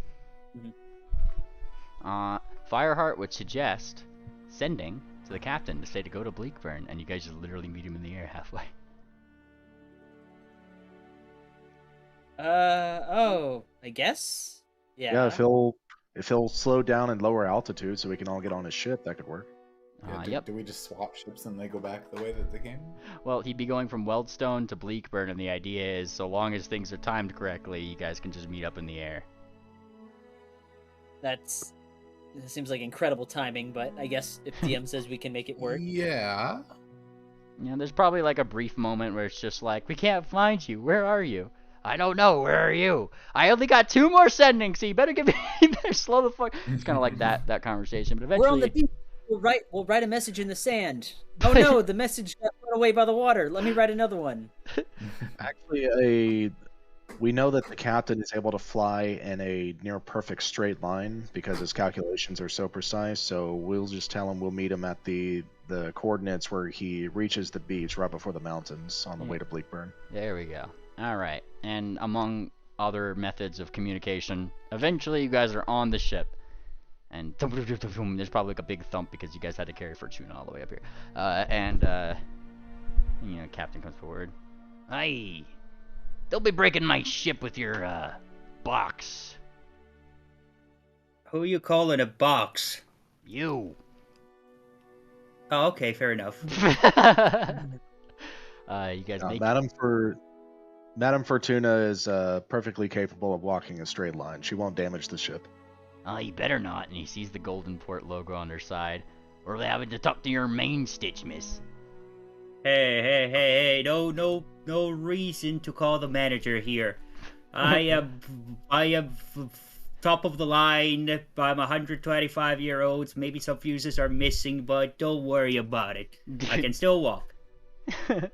And he kind of nods. Aye, I look forward to it then. Now My warranty expires next year, so before that, it should be fine. Somebody better run a return. And he laughs. He guffaws even as you guys like wander all the way to Bleakburn. Look at you guys go. All right. Well, next on the agenda, we have the funeral still, and we also have Duck's initiation. Yes. Do we want to do the initiation now or after the funeral? I mean, we're in Bleakburn, we should do it now. But we're going to be coming back to Bleakburn after the funeral anyways. Huh. I mean, I'm with Madame Fortuna. We're here now. We might as well. I mean, we might as well bring Duck as well to the funeral, maybe. Well, I mean, that's what that's kind of like my line of thought. Like, did she ever meet? Yeah, well, she was in the bakery. Okay, yeah. Electra would ask, "Where's Duck's Bakery?" What was that? Where is Duck's Bakery? Hang on 1 second. I was going outside briefly with my dog. Duck's Bakery is actually just below the. It's kind of like in the. You guys know where that medical school is for the Gabo session? It's actually kind of in that area, but like on the other side of the street. Has like a sign in front of it, some little tables. I made it very fancy. You better post a picture since you have now a picture up. Yes. You of rotated course. the original map, so I'm not. I gotta re-find everything. That's the school. I got you. Hang on. Coming back in. Right. In In relation to the harbor, where is it, namely? It's this one right here. That one. Okay. All right. Let me. I'm back at my desk. Desk. Oh yeah, That's it. Okay. This one right here. Yep. Okay. So wait, hold the fuck up. Who the hell is this Duck person? I don't think I've ever met them. Duck is an absolutely wonderful pony. You're gonna love her, or maybe not, considering your relationship with Rod. But regardless, she was a slave. She was a slave in Weldstone that we had freed, and she took part in helping us secure Aetherstone in the mines there. And she inspired us and, quite frankly, saved our lives. So as a way of paying her back for her service to the Bannermanes, we all pitched in and bought her a bakery. Huh. Alrighty. Nice. This is There it is. Players. There we go. Duck's Nice. Bakery. A very fancy, quaint little bakery itself with a sign that says Starducks along the outside. Fortuna, you have never seen this place, but you feel like your player probably has. As you as you guys kind of go around here, you do see like a couple Gabos that are just diligently going in and out. Some of them kind of like, they seem to be taking orders like from the thing. Some of them like collaborate and collude like outside of our bakery for a second. They trade off some of the contents in their bags. They shake hooves and then they run off. Seems like they're doing things. But then after not too long, There's an opening of the door. You guys see Duck helping somebody, and the table's outside. And here you go, mister. And right, one right there, one right there.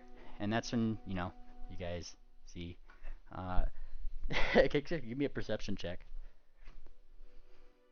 Who needs? Anybody. I'll take it from the party. Alright, give me a moment. Blind or not blind? Definitely blind. Blind, give me a moment. Fuck.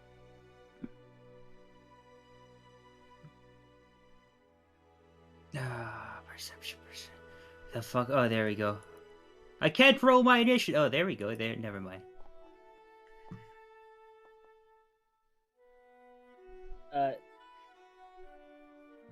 Swift actually, he doesn't go straight to the bakery. He says he'll catch up at the party, and then he goes off somewhere.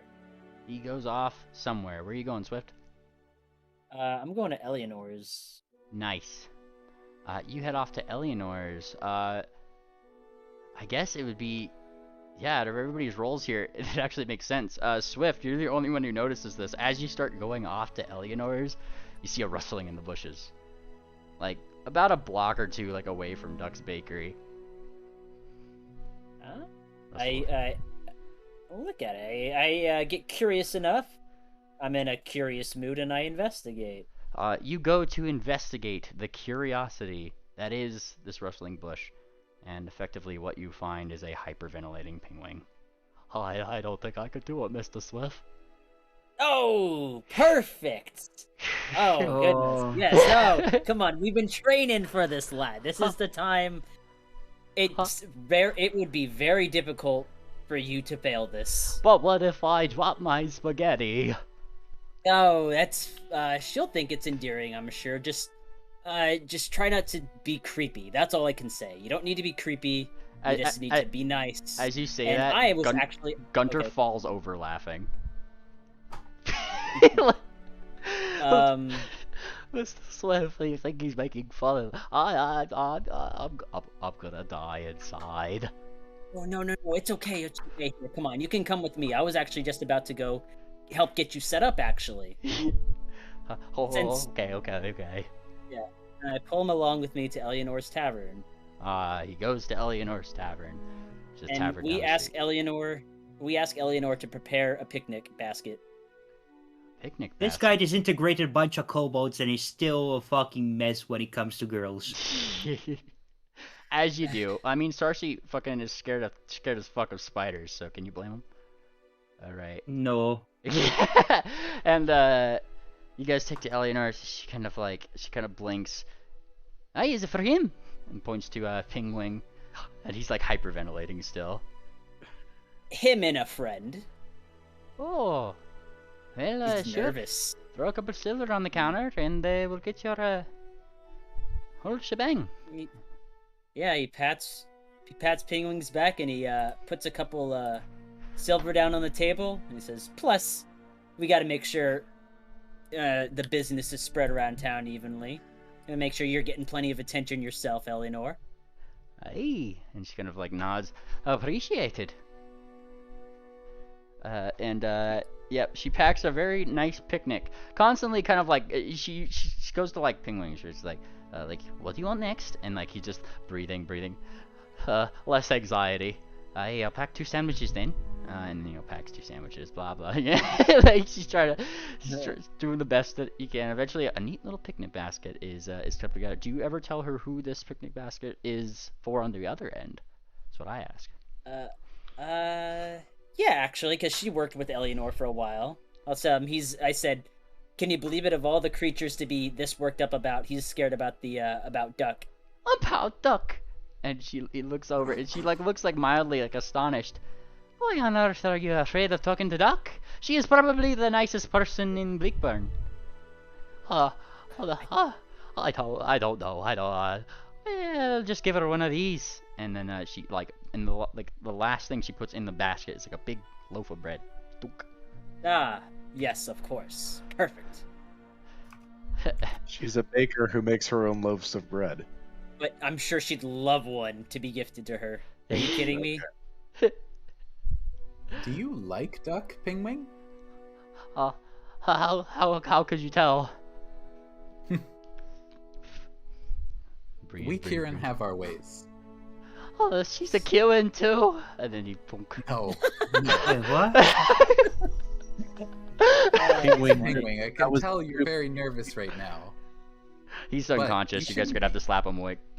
Excuse me? What the? He's unconscious. Penguin. No, don't slap him away. Just drag him to the bakery and wake him up there. There's a much easier way to deal with this. Hold on. I know. Here you go. Alcohol? Yeah. Uh-oh. All right. What are you saying? What is the word you're saying?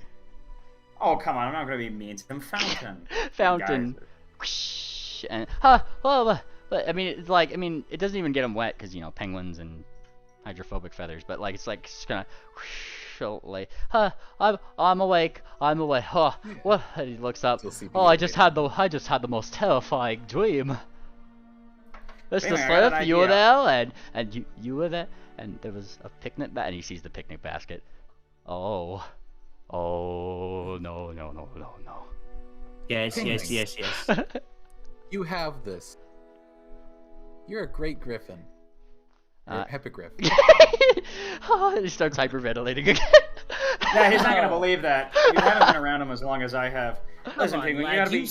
saved a city. You are a wonderful stallion. You are so nice, and this lash, she's gonna Nice. fall head over heels for you. And I use this new Pete I got. Oh, and what are you saying too, Triple? Oh, no, I'm just saying, you guys don't understand. You can't pep talk him into doing something. You gotta use something like logical. Here, Penguin, I got an idea. I'll just look stupid.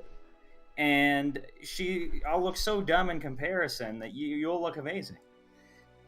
I mean, so normal That's you. a wonderful idea, Triple.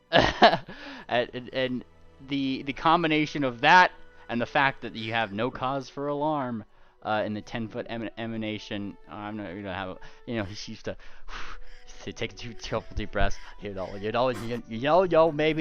right, but you don't have to do anything stupid, Miss Triple. I'm probably whatever I do is probably going to be stupider, honestly, but Remember what I've sure. taught you. It can be endearing and it can go in your favor by being a little bit goofy. So I could mess up a little bit. Yeah, and this lass would love something like that.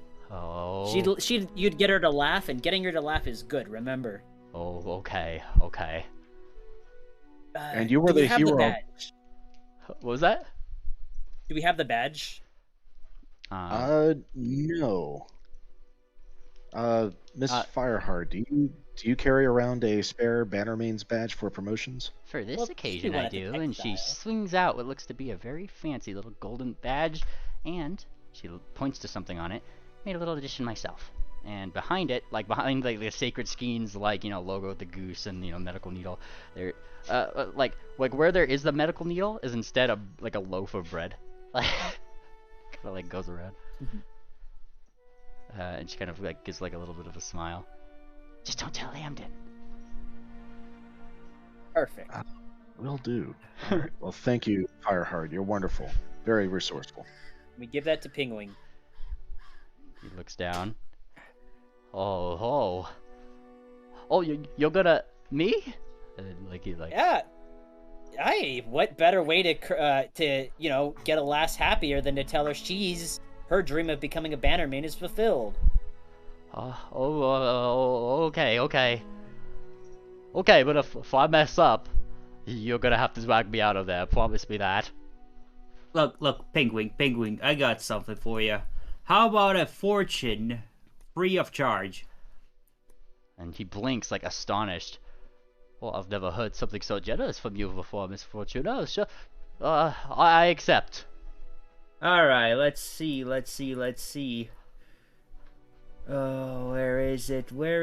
There it is.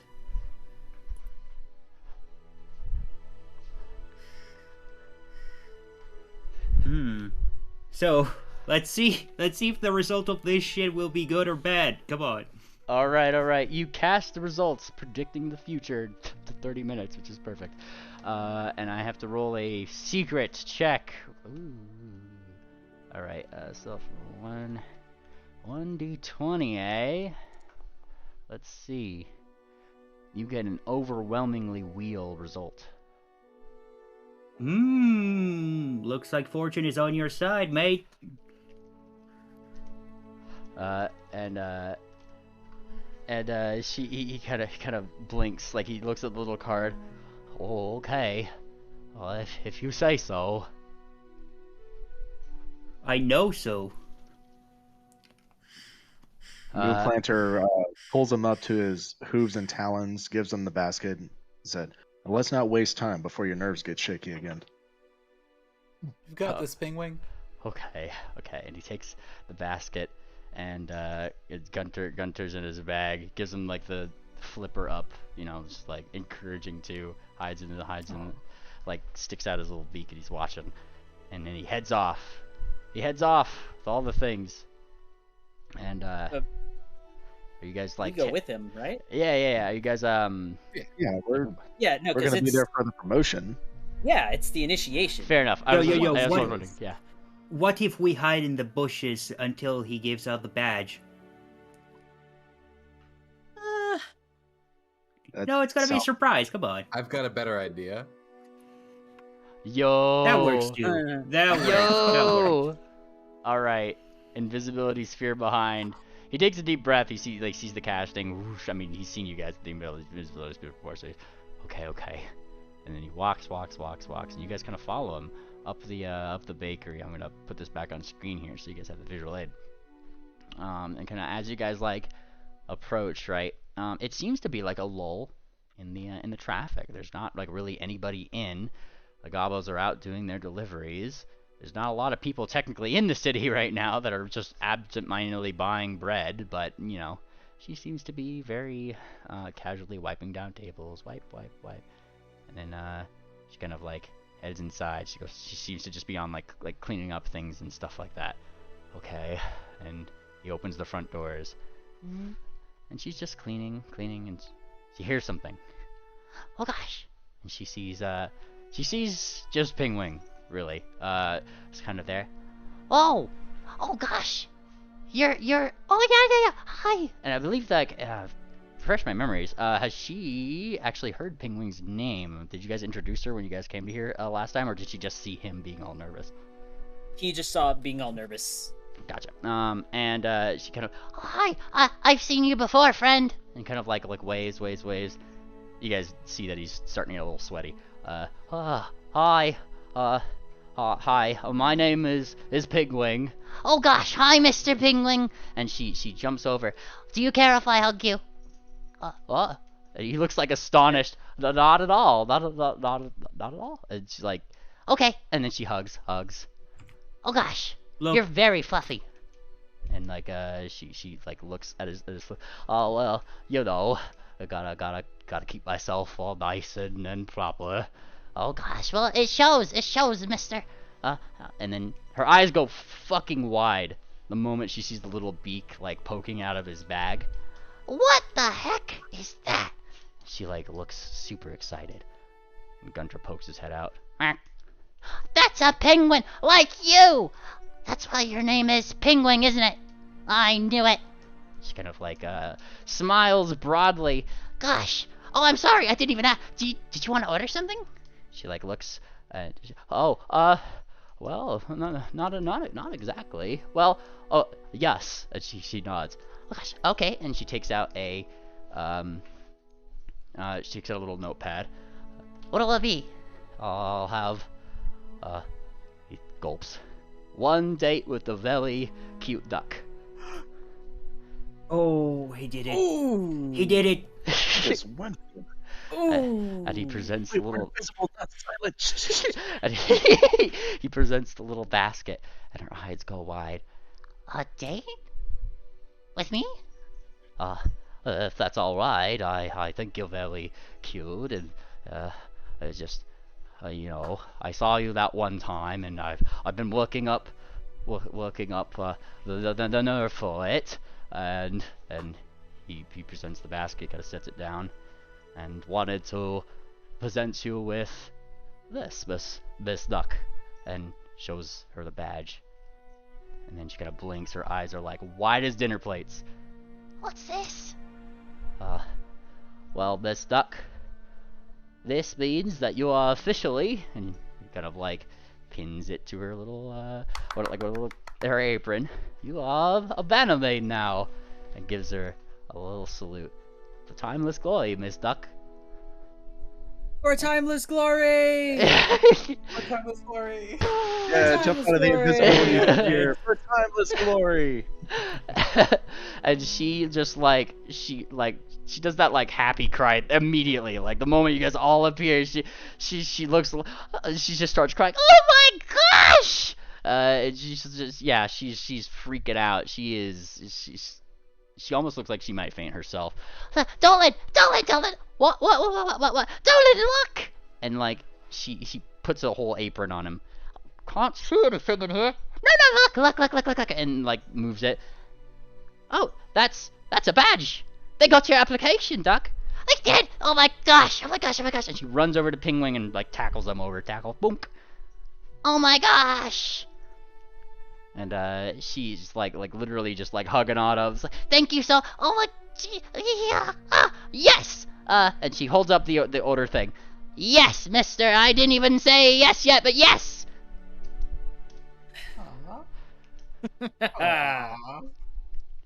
And Splendid. and he looks like he doesn't know what just happened, but it happened, and he looks towards Giving him the wings up. Yeah, the big thumbs up. And he's with given his like wings. the talons up himself, like nodding, like I don't know what just happened, what the fucking happened? And he's like behind, like she's like hugging out, he's just like right behind. Okay, like Go ahead, go on. oh, okay. And he kind of lifts her up and sets her down, and she kind of waits there patiently a little bit. Oh, okay, Miss Duck. I guess. And he looks around. I guess you better get going to orientation.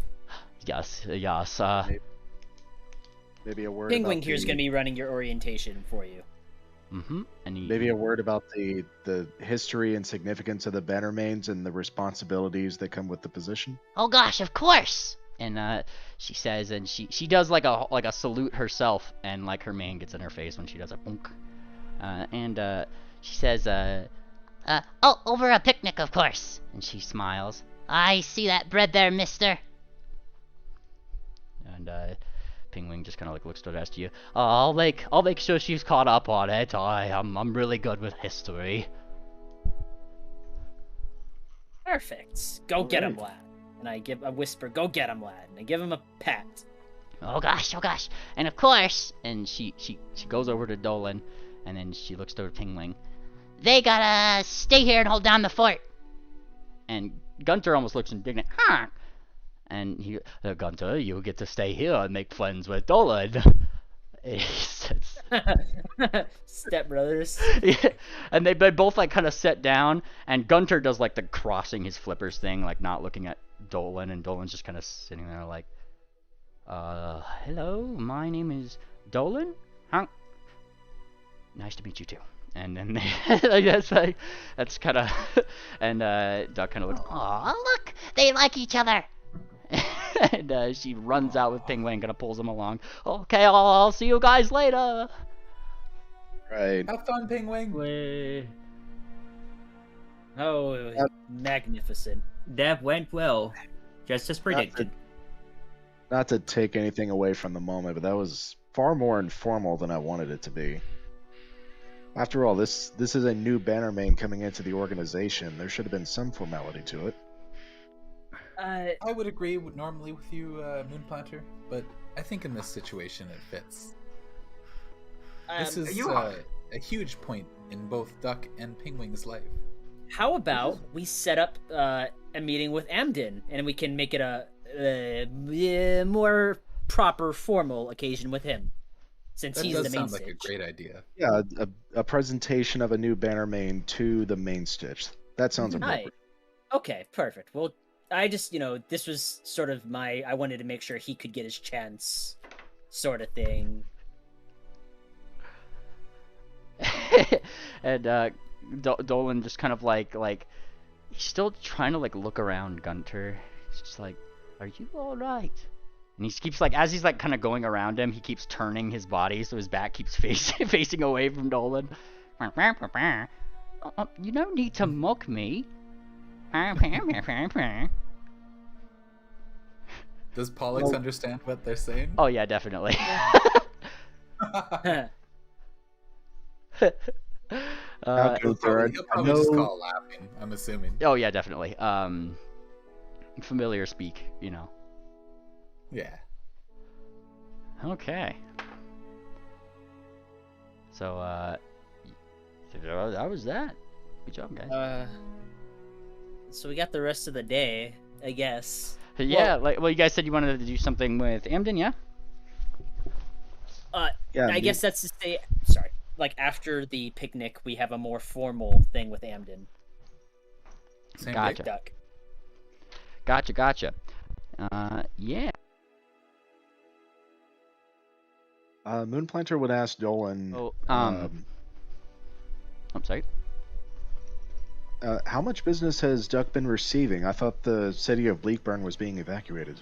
It was, but there's still people here that live here, namely adventurers and guards, and you know, people still need lunchtime. It's not like it just goes away. Has she been able to financially keep her head above water, so to speak? Oh yeah, definitely. Oh, well, that's a relief. Yes.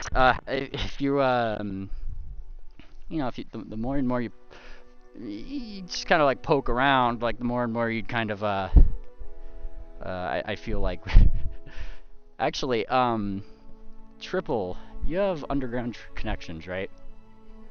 Actually, no, I don't. That's Sarsaparilla who has it. Ha. Well, I'm assuming Miss Sarsaparilla would give you this information. Mhm. It would turn out that there is a little bit of an underground in Bleakburn. And it actually surrounds Duck's Bakery. What? Yeah. You don't say. Yes. Specifically Okay, specifically around the Gobos. There's a reason why she is currently still the only bakery here. What? They've started a mafia to scare off the competition. Let's not fuck with it then. She's got a racket going.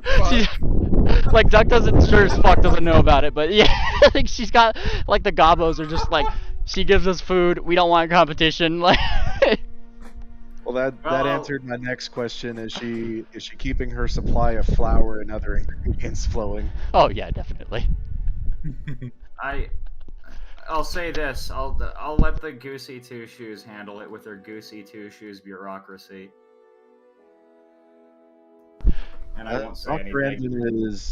Dr. Amden is actually very keen on minding his own business. As influential and powerful as he is, when there's something that doesn't directly involve him, he doesn't mind it any attention. I think it is a good idea to have a formal ceremony for Duck, though. Yeah. Yes. I mean, like, Amden did technically give you guys the okay. So, I mean, Moonplanter, it's not like he wouldn't know about this, right? Like, he's literally the one that, like, said, like, he wants to leave that decision up to you, so... Wait, no, I meant the criminal empire of the Gobos surrounding her, not her promotion. No, we should definitely still tell Dr. Amden about the promotion being finalized. Yeah, I think we're just gonna overlook the racket she's got going on. Yeah. That's really funny. Alright, you guys leave the racket be. Hey, if it works, it works. I just noticed your guys' posts in Teaching RPG voice chat. It's funny as fuck. Aw. You guys are sweet. Alright. Now, are you guys just waiting for, like, their date to be done, or, like, the day to be ended, or, like, she comes back to her bakery? Like, what's the Well, since that is happening, I gotta go to that bank. Yeah, I assume they go off and do their own thing, and then we can do our own thing while they're dating. Yes, so, Fortuna, you go to the bank. There's an old man at the counter. Hello, sir. I would like to exchange all these gold coins. Not all of them, half of them. Half of them. 3,105 gold coins. Say that into again for copper. me, Sonny. I didn't catch that. 3,105. 3,105 gold pieces for Copper. Okay. And he pulls out what looks to be a scale and he starts pulling out copper pieces. 1, Oh, 2, No. 3, I'm Four. never gonna go on vacation. 5. It doesn't stop. You know, let's one gold coin, just one gold coin, all right? One gold coin, just give me 100 pieces and be done with it, please. 1 gold coin. Okay. 1, 2. One silver piece. One silver piece. Okay, 1 silver piece. 1, 2. He counts all the way up to 10. 10 copper pieces for you. Ah, thank you. Well, that was a bust. I think it's exactly as you could have hoped it could have been. Honestly. Look! It's they should put younger people in these positions.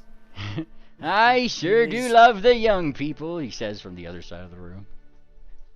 Yeah. I've had this job since 25 years ago. Seems to be the only they one need left to in the bank that actually stuck around. He's the only one who still counts at it. Yeah. Yeah. They took their scales with them, so he has to count it out one at a time. Oh. 4.5 hours into it. Yeah, where was I? Yeah, better start over just to be sure. 1, 2. He's the branch's most accurate counter because he starts over at least 4 times per count. Yeah. He's the anti-forgery sniffer. All right, so we're gonna have to fabricate a plan to rob this bank and exchange the coins at some point in the future. Wait, what? It's not really robbing if we're just exchanging stuff ourselves. Okay, but I'm gonna count just as slow as Sure. you. Yeah, I am sure. It's a zero-sum game. Come on. Alright. Moon Planner would inform Dr. Amden of Duck's promotion and request a meeting with formal introduction of Duck into the Bannermanes.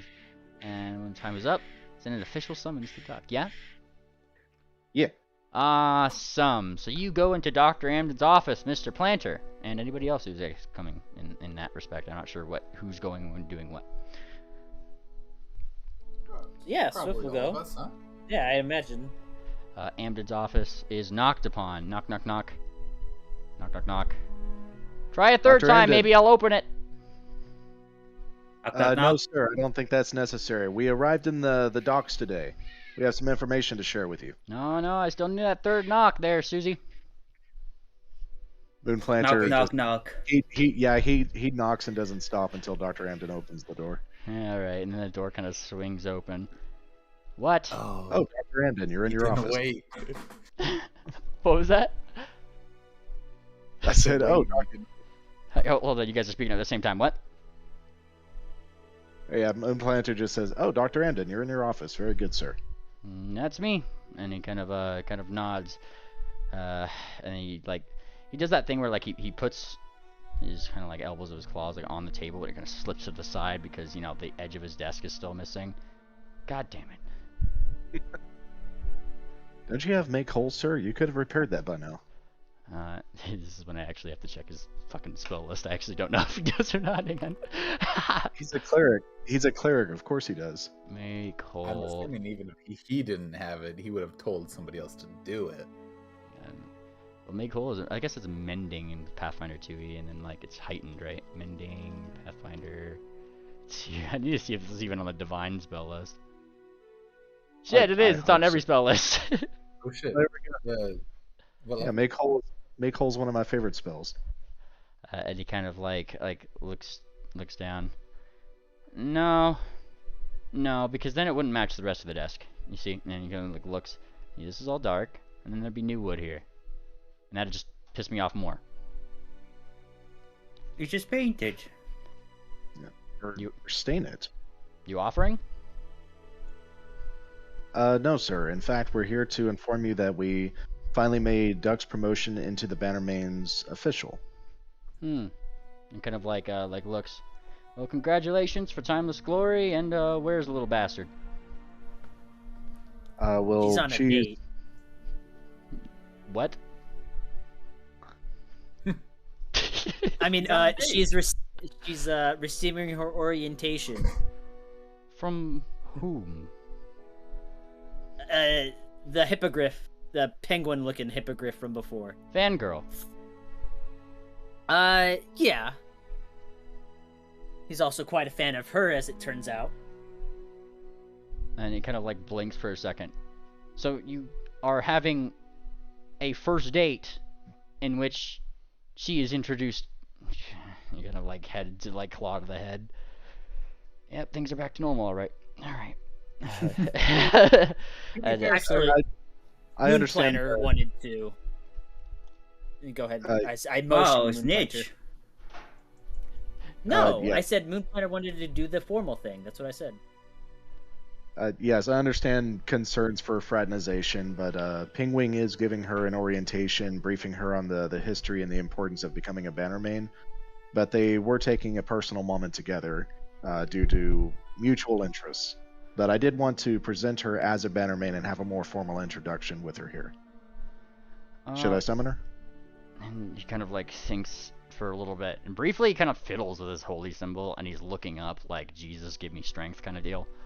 And he kind of thinks, what's she gonna do? Sing me a song or something? Like, kind of like looks to you, Moonplanner. Look, I've been to her bakery a lot.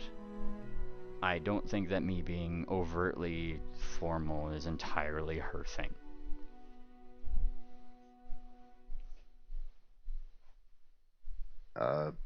Well, very well, sir. Now, if you want me to, I certainly can.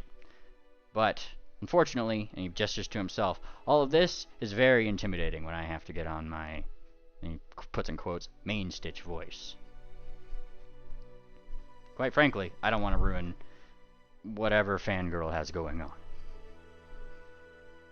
Okay? It's understandable, sir. Are you recommending against a formal ceremony?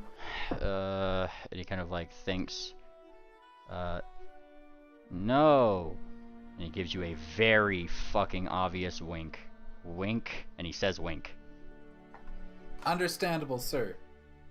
We will try our best to have a formal ceremony. However, if conditions don't allow, we will change our plans. And he kind of like does a small salute back. For timeless glory, whoever you are. For timeless glory, sir. That's the Kieran. Not the Kieran. He looks at Electra. From the High Rollers? Hold on. Would Electra know the Kieran? I only said that because you were talking, like Swift was making a joke, because you were kind of talking like the Kieran. Yeah, he's looking at Electra. That's understandable. Electra, if you have been to Dakalai, then and been to the Bannermanes HQ, you definitely know the Kieran. Yep, I guess she'd know the Kieran. Sir, I am not the Kieran, sir. I am just a Kieran, sir. Easy, soldier. Electra, why are you speaking like a recruit? He's a main stage, isn't he? He is, but you're a hero of Wati. Carry yourself like one. No. Let her continue. Go on. At ease, soldier. Oh, you don't have to be so formal with this teddy bear, and I give Emden a pat on the arm. Hydraulic push to the side of the wall. Let me reflex save it. Oh yeah, go for it. Actually, I think hydraulic push is just a it's a spell attack This roll. is flat. Is it? Are you sure? Hydraulic press. No. Pathfinder 2 ain't it? I think it is because it's like a ray. And hydraulic push is, yep, make a ranged spell attack roll. Fantastic. Is NPCs important? Do I even have? I don't have any. For me. Oh no, You've I got do. it Sacred prepared. scenes. There it is. All right, it's technically this right now. There it is. Do. What's your AC? What's your AC? 35. Oh Oh shit! boy. Is it a crit? Oh dear. Holy damn, shit! damn it. I was hoping for a reflex roll, damn it. No, God, no. Poosh! You were literally just blasted out of the room back 10 feet on a critical success. And it's just like, he just keeps it there. I'm gonna waits, and now we're done. No touchy. We're not buddy. Alright? And you know, like, looks towards you. You keep your wet ass over there.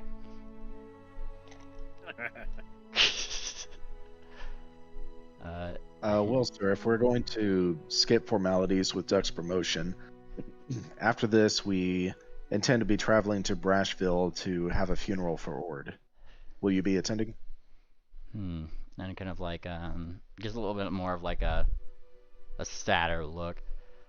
Look, Barbie, unless you have a really good reason for me to be going, I can't be going to everybody's funeral. And it kind of like, gives you like a little bit of like a sigh. There's a lot of things that I gotta do here, and yeah. And he kind of like nods. I've seen it happen to many an adventure in my day. Yes, sir. Thank you. At ease. Let's see. After Ord's funeral, what were our intentions after that? Vacation. Was that kind of Adventure. the last thing that we wanted to finish before Belmare?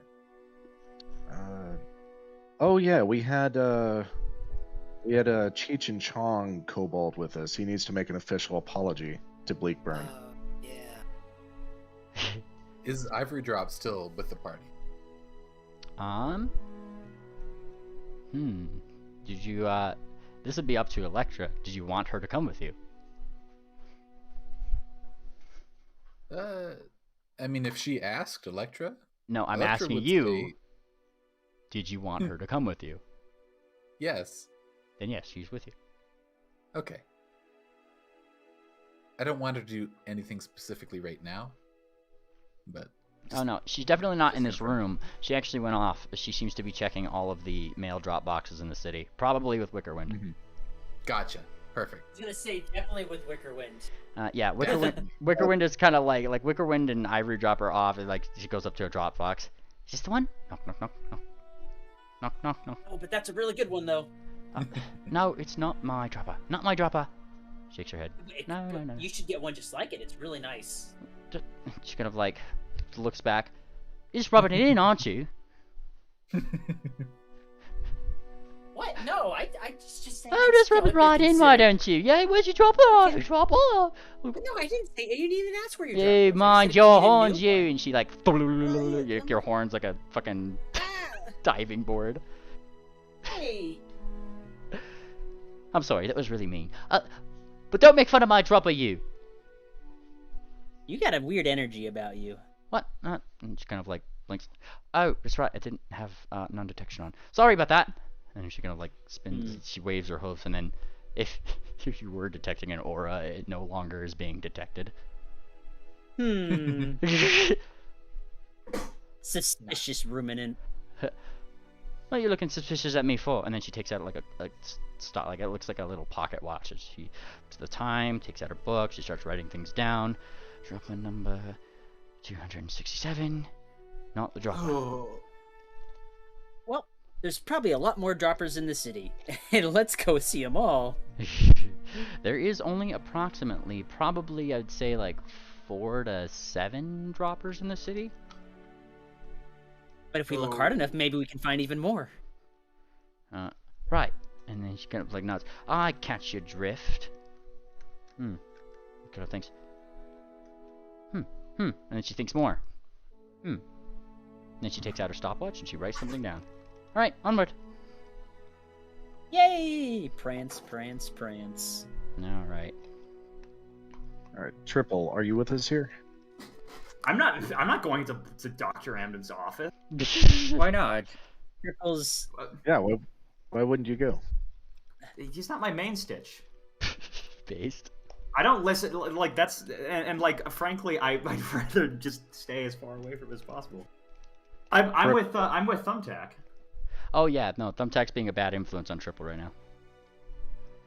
I'm like, did I ever tell you about the time I went to Cat Shack for the first time? This was actually before I met Sarsprill. It's a really funny story, really, and I'm trailing off. Oh yeah, tell me about it. He says he's just like idly stealing berries from people's fucking plates and shit. Hey, did he ever steal from me? He certainly tried to on a couple occasions, and then he kind of played it off as, "Oh, you got me, okay, here's your gold face back. You got me." Oh, really? Yeah. Because remember what I did to my berries? I coated them in soap. Yes, you did. Oh yeah, you did, didn't you? Yeah, I remember. Yeah, kind of like, there's probably one or two times it's just like goes in the bag, kicks out. Yeah, tell me more. Starts making like choking noises, and then you feel like a little berry up to the side of your head, Triple. Thunk. What did you put in these berries? I don't know. I did it to make sure they were washed. What? Well, you washed your berries with soap. It makes it better. It gets the essential oils inside of you. He looks disgusted. You're ruining nature's fruit. Don't take notice about the fact that I only do it to the berries, which is your favorite food, but yeah. What? He looks so offended.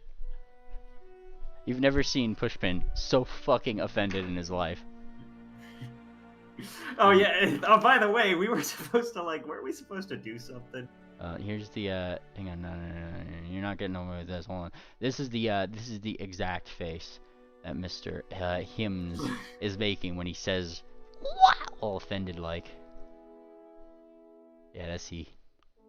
Oh, that face. Yeah. Oh, Okay, well, don't worry.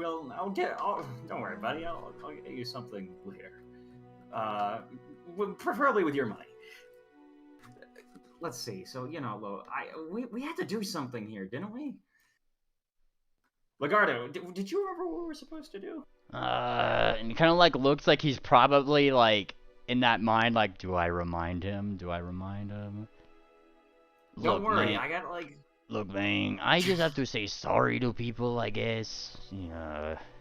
Oh yeah, we gotta change your scales. Okay, easy. Just go to that guy. And he points to who's the nearest guy? There's a guy at the diner that's actually actively looking at Lagardo what the fuck are you? Just start apologizing to him. Look, dude, I see you looking at me over there. Look, I'm sorry, bro. I know, I'm red. What about it? He gets scared away. Yeah. I don't think this apology thing is working, bro. Actually, I think it's working great. He was actually, should I roll perception to see how it's good? I don't have sense motive, do I? No, you can well, I mean, you don't really need to sense motive as he kind of stands and moves his chair away. It's you kind of get the drift.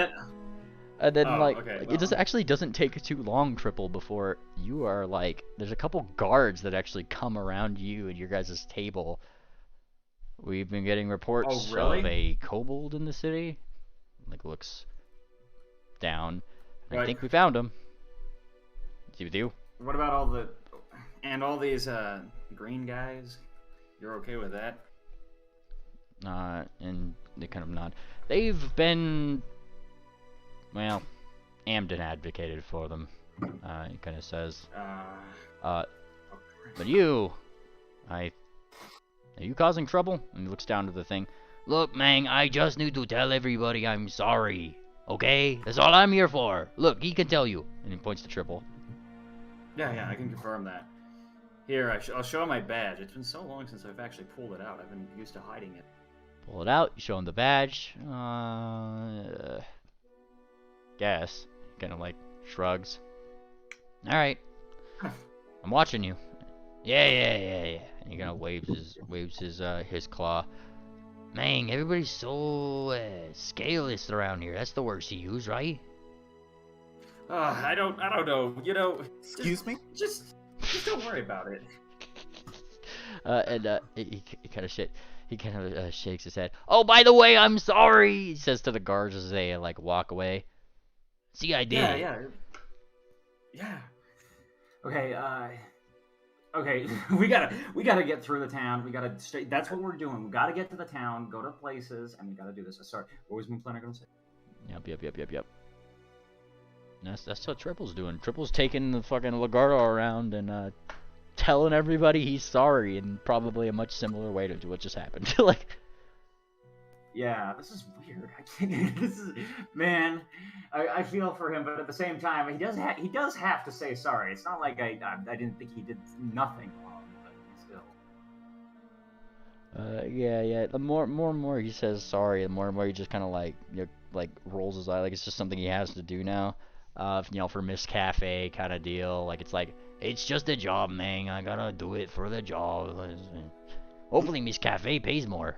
It's like that's the and Mr. Eatfang, he was giving me minimum wage. That sounds about right.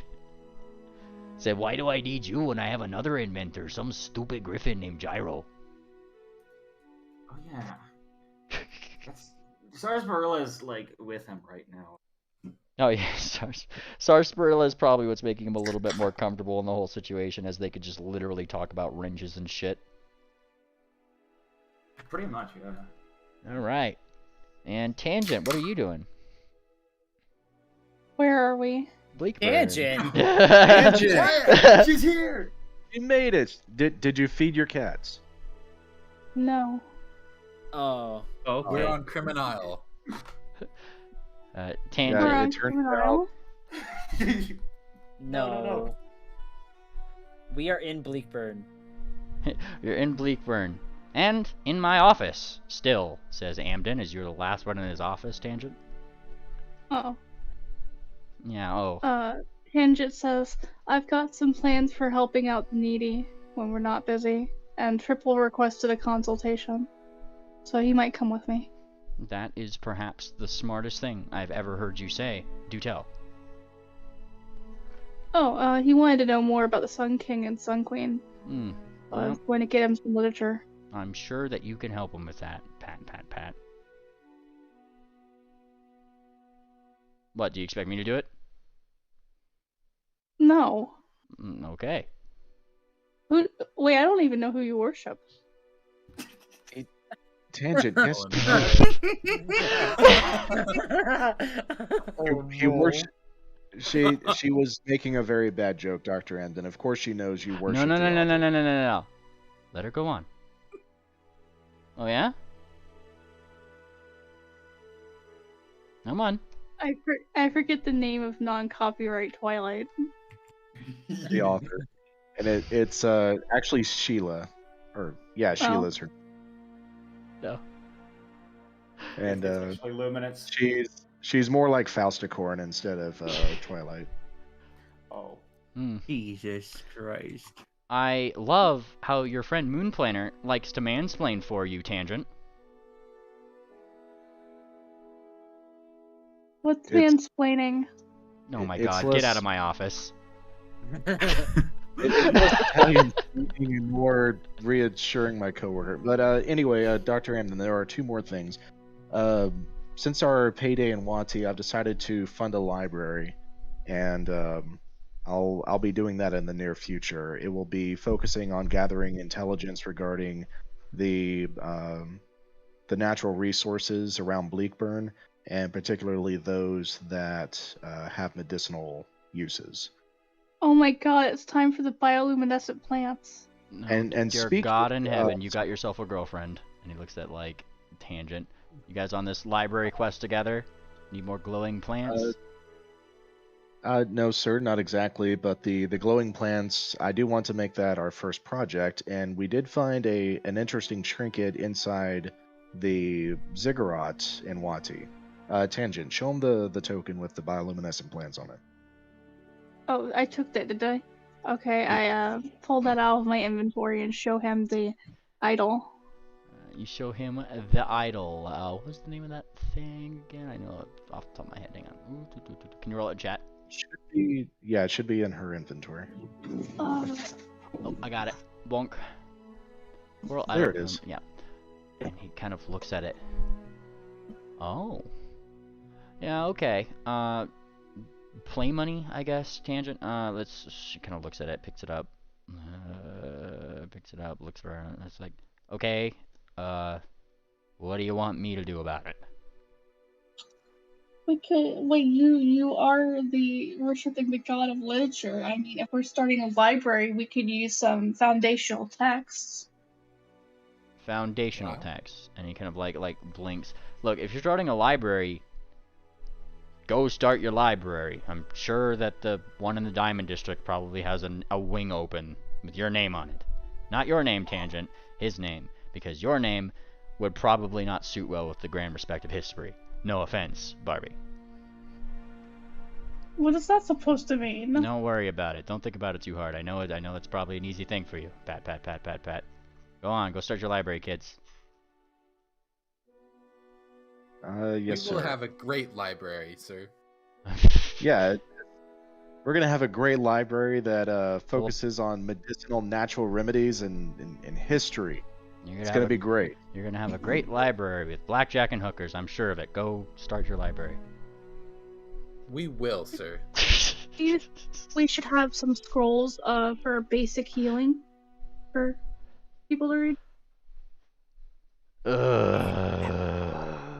How much is this gonna cost me, Moonplanter? You? Oh, I wasn't expecting you to invest in it. This was gonna be a personal project. Well, I guess it depends. Do you want us to chip in, or do you want it to be personal? I definitely intended it to be personal, but if you And I'll leave it to you. But if you do come across any text or information regarding natural medicinal remedies or history of the Bannermanes, just let me know. If you need to purchase them, I'll buy them off of you, fair price. And we can put that idol on other things in the library, like a little museum for the public. Yeah, Electro. Yeah, will that's pitch actually a good some idea. gold.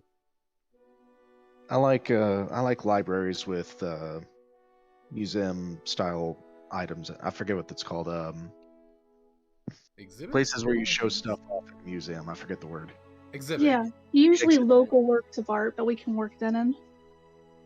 Yeah, my local library has some of that. They've got like an Yeah. old corral wagon from 1848 inside the library. It's pretty cool. Nice. Okay, so this is a health and natural remedies and a Bannermanes history joint library exhibit. Like this is like Yeah, out of character. Oh, sorry. Out of character. My bad. Thank you. Out of character, when you establish a library, you can have a main focus that you put research points towards, and then you can have secondary things that your library has on the side. So I want the main focus to be natural medicinal remedies, and then the secondary to be Bannermanes history. We have a lot of artifacts, but I mean, we got those that we can give in Holbeck, I assumed.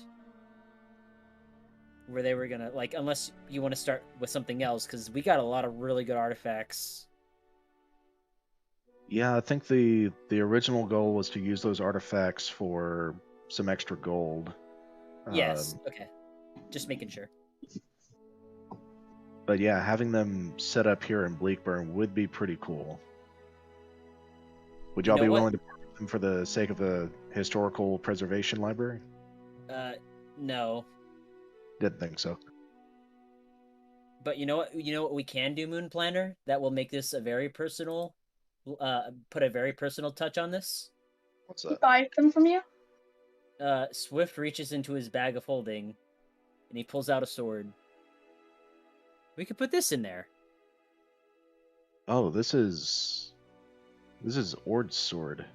This is Ord's sword. I I don't know. I think we should either this needs to be buried with her or should be returned to Bleakburn. Or not Bleakburn, Brashville. I think it should be buried with her. Maybe we can ask them on their opinion, but I think it'd also be nice and preservational to Ord's history and the effort and the sacrifice that she made to let I mean, her she story be left it in told. the will. What did the will say? Consult She the will. basically she basically gave these items out. Let's see. Where is the will listed? Is it under journal, campaign notes, treasures from Campaign Goblins? No. What were some words that were used in the will? Hang on. We've actually got the will with us here somewhere. So it Stuff. Everybody starts checking their pockets for the will. Hang on. Airline Bannermanes, important. The Sentry XP. No. GM, help us out here. Where did we list the will? Because I know it's in our compendium somewhere. I got it. Oh, you got it. Okay. It actually was left to Swift. well, yeah, that's why I have it. Everybody has to turn the will like upside down and try to read it properly. Not me. Swift, I'm leaving to you, old Bessie, my precious sword. She may not be elegant, but she gets the job done. Adventuring with you has been fun. Also, you'll get a wee I'm a Shrigma caps. I know you look your hair, and I'm sure these holy fuck. Oh I'm yeah, just- you still gotta wear that shit. Ah, You have to wear it to I'm the sure these- funeral. Probably up, so I ask you to wear them at the same for at least a week, then maybe rotten, but no backseas. Alright. Swift groans like, "Oh God, no." No, God, yes. Surely all Alright, of you are going to respect the wishes of such a valiant soldier. Here's what I'm thinking. We'll carry this sword to Brashville, and we'll let them know about the library and what our intentions are. If they give the sword to me, then I'll make sure to set it up in the library. In fact, I should set up a deed to the library before we leave, just so I have proof of that. All right. Planter, just- are you going to commission a work of art of Ord, like a statue or a carving or a piece of art? Does Brashville have sculptors as well as architects? I mean, not the last time you guys were there. Yeah. And mean, if you're asking, Amden's gonna say, look, if you want to get some kind of artist to do anything, you're gonna have to go to Holbeck for it. Oh. Well, we were planning on going there anyway. All right. Swift is Well, I looking need at the to- Strigma caps, and he's like, "I know what must be done, but I do not have the strength to do it." Mm, I believe in you, Ah. Swift. she's gotta come back from the grave and fucking punch the shit out of you. That's what's gonna I- happen. The cat. Yeah. If you ain't got the strength for that, you gotta I'm need some gonna- strength to fight her off.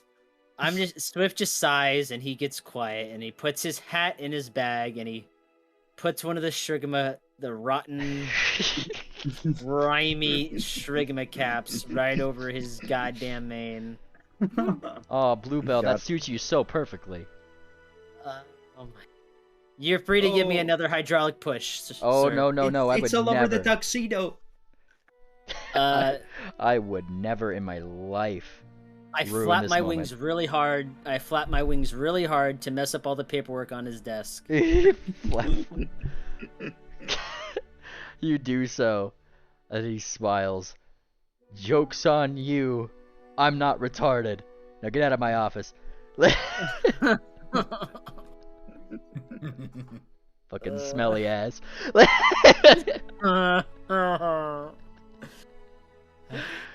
Holy I shit. drag my hooves out. Is that a good Moon Planner's gonna double time to the Diamond District and get a library. You go to the librarian.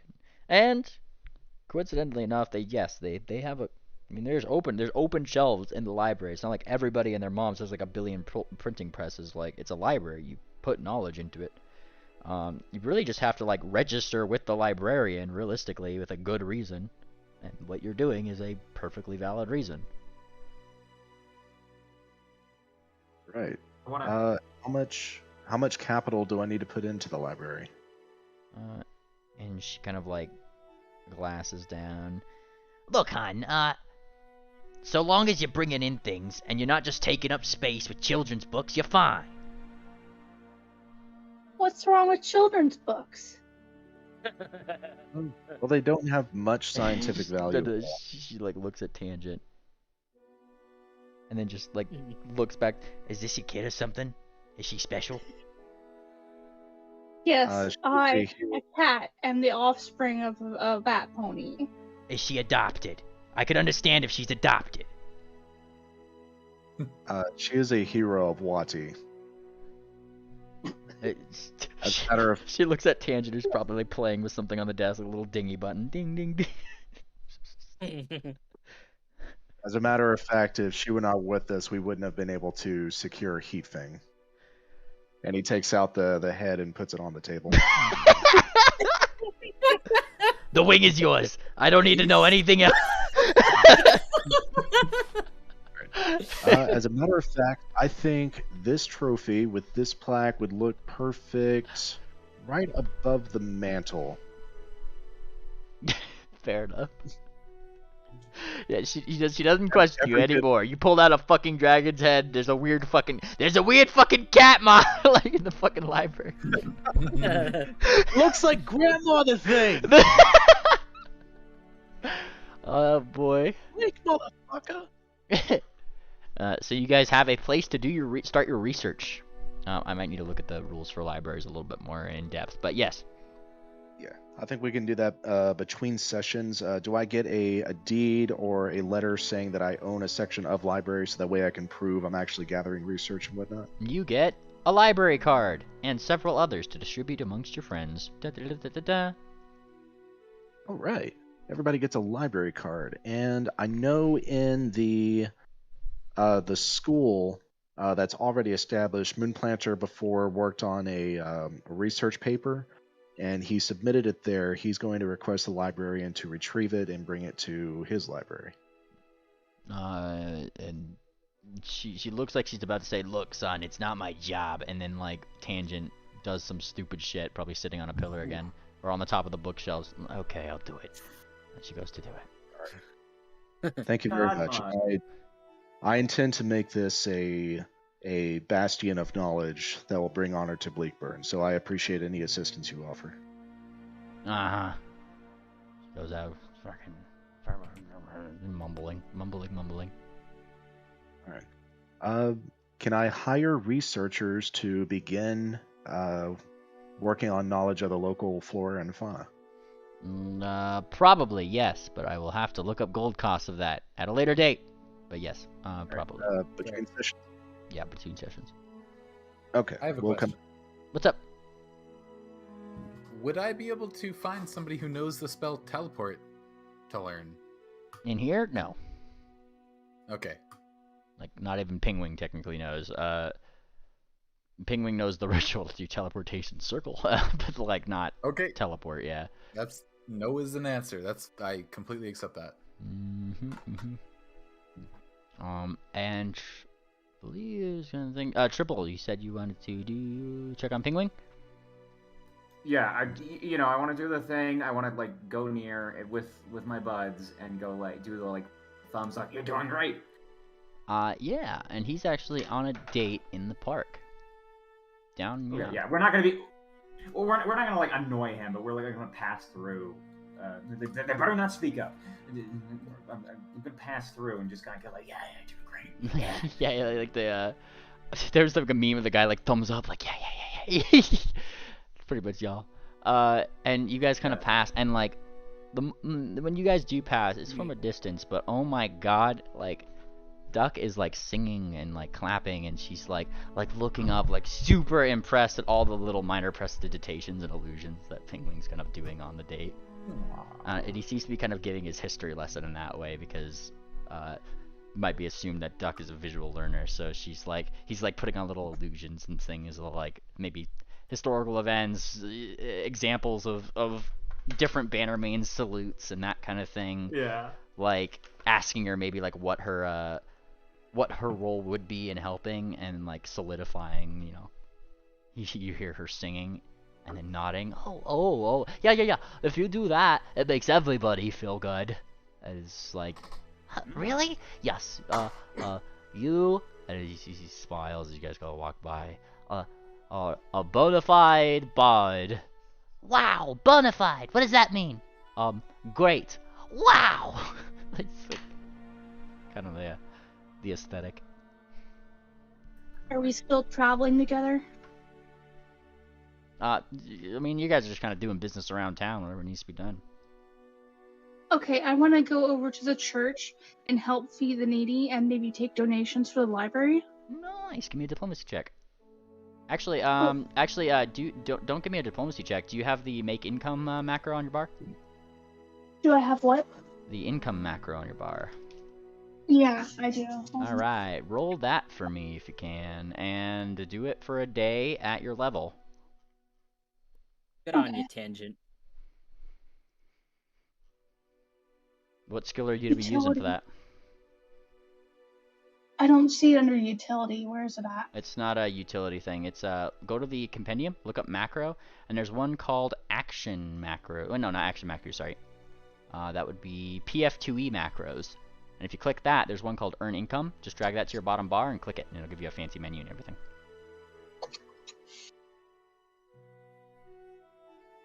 I'll even put Tangent on the map here over by the airship dock, so you could click on your token and do the thing. There you go. I don't see it. Compendium, PF2E macros, and you click on the thing, and you have to actually drag it to your bottom bar. Okay, not action macros. Nope. And Tangent was over It here. keeps clicking action macros. I don't know why. Well, don't search in look up PF2E macros, Tangent. It'll pop up. PF2E macros. Okay, I found it. There you go. I believe in you. Oh, nice. Oh, I forgot to select something. Yeah, select the your. Oh, I almost, selected religion. Okay. yeah. So like, select your level. It needs to be your level, and then yeah, religion. Oh, and 1 day. Yep. Not 7 days. There you go. Let's see how much you drum up. Oh. Is that your final answer? Drumming. Is that your final You got answer, that Tangent? free hero point. You got that free do hero have one. point. I'll use a hero point. Go for it. 1d4.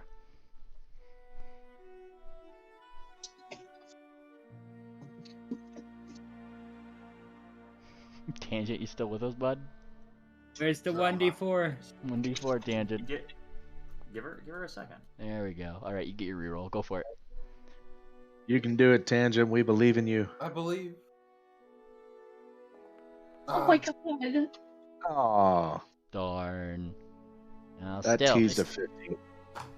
still, 1 gold and 5 silver is not anything to laugh about when it comes to commoners. I mean, like, you definitely got like a decent amount of like donations. You get your hero point back, but I mean, like, it amounts to 1 gold and 5 silver. Drop on the bucket for Heat Fang's horde. Definitely, people like seemed on board with the idea. Yeah. Alright, what kind of books can I get for 1 gold? 5 silver. Yeah, that kind of makes sense. The city was kind of deserted, wasn't it? Well, it's like what kind of books, or I guess what kind of were you just looking up blank books to put in the library, start writing up? Like Yeah, can I find a scribe that would be willing to illustrate a scroll around a medicinal herb, maybe? Not a scribe, but hang on, book. Let's see how much books are. Oh, here you go. So if you wanted an illustrated book, that would be donation gold. 4 silver pieces. Otherwise, a basic. They have like different levels of books. Here's kind of cool. Like a formula book is like 1 gold piece, right? Illustrated book Mhm. says value 4, but I'm gonna give it. I guess it depends on your illustration. If you're just doing like diagrams and illustration, I'm gonna say that's like, it's got spaces for that. It's definitely got the paper for it. Is more what it comes down to. So like 4 silver pieces per one of those. Otherwise, like your basic book is probably going to be like 1 silver piece per book, like just for like Okay, then plain I'm writing going to paper. have them start working on illustrated manual of local herbs for medicinal No, uses. this isn't for scribes. This is just for buying the books. The scribes are a different cost Oh. entirely, and that's something I got to work out with you guys after session. Oh, okay. Because yeah, I wanted to get that going so that while we're traveling, we can come back and have that done. Yeah, fair enough. Mainly, I also want to buy colored ink, so that way the illustrations and diagrams will be colored. All right. Let's see. There is inks. Any sort of like normal extra ink and stuff is like 1 silver piece. So I'd say like probably colored ink would be 3 silver pieces per. But you know that'd probably be good for 3 or 4 books, realistically. All right. So 3 silver pieces. Yeah, per like 3 or 4 books that you want illustrated. All right. I won't get too How many- granular with it or anything. Just if you're funding the library, Yeah, and putting in the cost for the materials and stuff, like in a reasonable amount. Yeah, but in character, if you decide you want to write up a summary of all the Bannermanes again, or just link to it in campaign notes, that'd be nice. we'll work out the rest of the details later.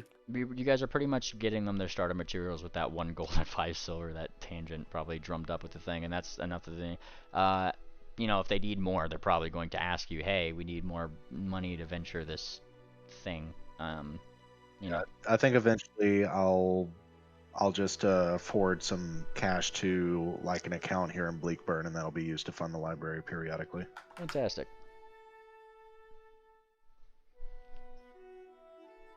All right. All right. All right. All right. All right.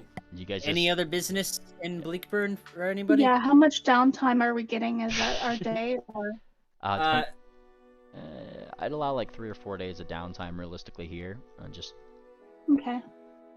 Oh yeah, Penguin was supposed to make me something. Can I check in on my scroll? Oh yeah, the things that Pingwing was making you. It was improved invisibility. Yeah. A scroll of invisibility, yeah? Uh-huh. What level? At 4th level. 4th level, okay. Let me get that in your inventory really quick. I assumed we got those because I got my armor. Yeah, you got your armor. I didn't get the thing to Tangent though. Spells, invisibility. Maybe he forgot about me until I mentioned it. But he's been distracted. Penguin. Oh, yeah. Here you go. He like shoos you away partway through his day. Here you go. It's in your inventory now. Okay. Sweet, that'll come in handy the next time we have to fight. Especially if I'm going to be on heavy healing duty again. Yeah. All right. So 4 days of downtime. Fantastic. And then to.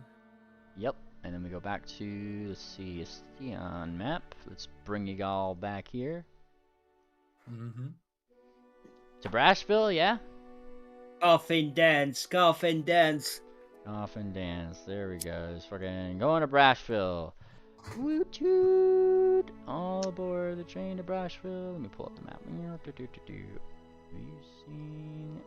Can I activate the scene? Activate. There we go. There we go. Moving on the way to Brashville is... it's pretty quiet.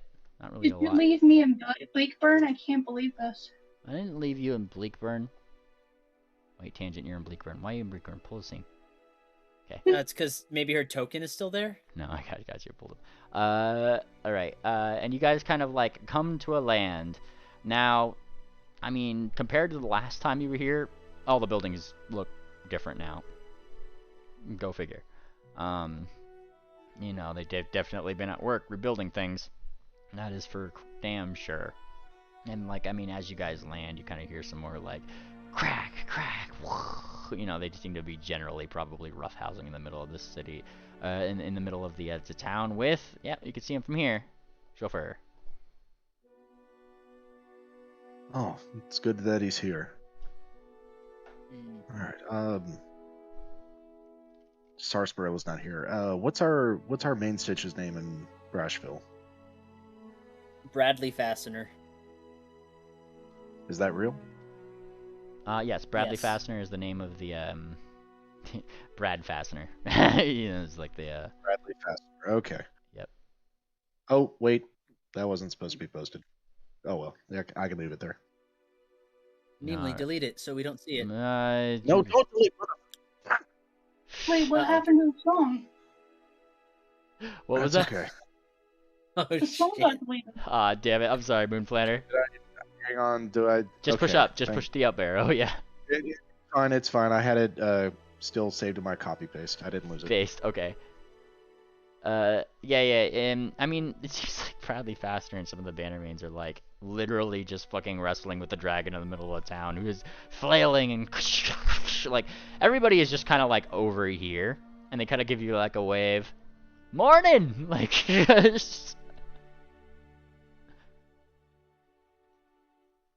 And Good morning. yeah, there you go. Did you say Fastener was over here? Oh yeah, no, they're in the middle of town. They're brawling with the dragon right now. All the citizens are just over here, just smiling and watching their houses be destroyed, so you know they can get paid and rebuild them. And yeah, what are you doing? Moonplanter approaches with a very solemn look on his face, but he waits for the wrestling to be done. You wait for the wrestling to be done, and I mean it takes a decent amount. Quite frankly, they don't even know you guys are there until they're just kind of like all panting, and it's just kind of like goes, "We good? Yeah, we're good. Yeah, we're good." You know, like. And then Bradley looks, "Aye, you lot, come on, bring it in, bring it in." He gestures. Good morning, Main Stitch. Good morning. We've returned from Wati, but we have terrible news. How about we talking? Where's Ordy? Well, that's the bad news we have to share. Oh, yeah, I was gonna say, where's my favorite Bannerman? And he looks around. And he looks. Ward sadly fell in battle fighting against a horde of kobolds. We were completely surrounded, and she was brought down many times, but she got up just as many until she couldn't anymore. He blinks. We've brought her back.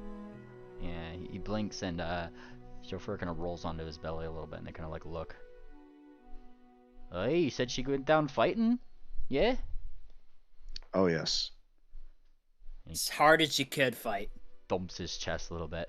Never a hardier lass I ever knew. And like he gives you like a clap on the back. You gotta tell stories about her. Yes, sir. In fact, I have written a eulogy for her. I don't know the customs of funerals here in Brashville, but we've brought some of the finest drink that we could find. Chauffeur, get the barrel! And chauffeur looks up. The barrel! Yes, the barrel. And he thumps over to the top of the tavern, which the roof has been taken out, kind of reaches in. And he actually pulls out, it's not like just like the normal barrel that you guys have like here in Special. This is like the warehouse, like the cellar barrel, like the one that's like fucking huge. It's a big, like, what looks to be like a symbol on the side. It is definitely a Kieran special. There's a Kieran on the side. It seems to be blowing some kind of like snowflakes or whatever. Like it's like the brand on the side. We got to give her a proper send-off. She wouldn't have it any other way. Come on. You have your airship, yeah? Points toward the airship. Yes. We've What- got to go what to do the we do sea. with the You hold airship? on to that eulogy of yours, aye? There's got to be tears. Yes, sir. And All then right, so he looks toward the other Bannermanes. Oi, lot!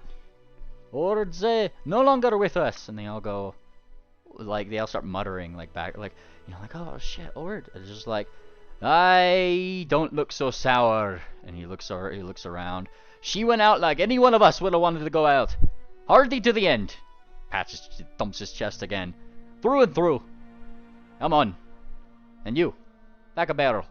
We're drinking to her memory. And they kind of they salute. I mean Stitch.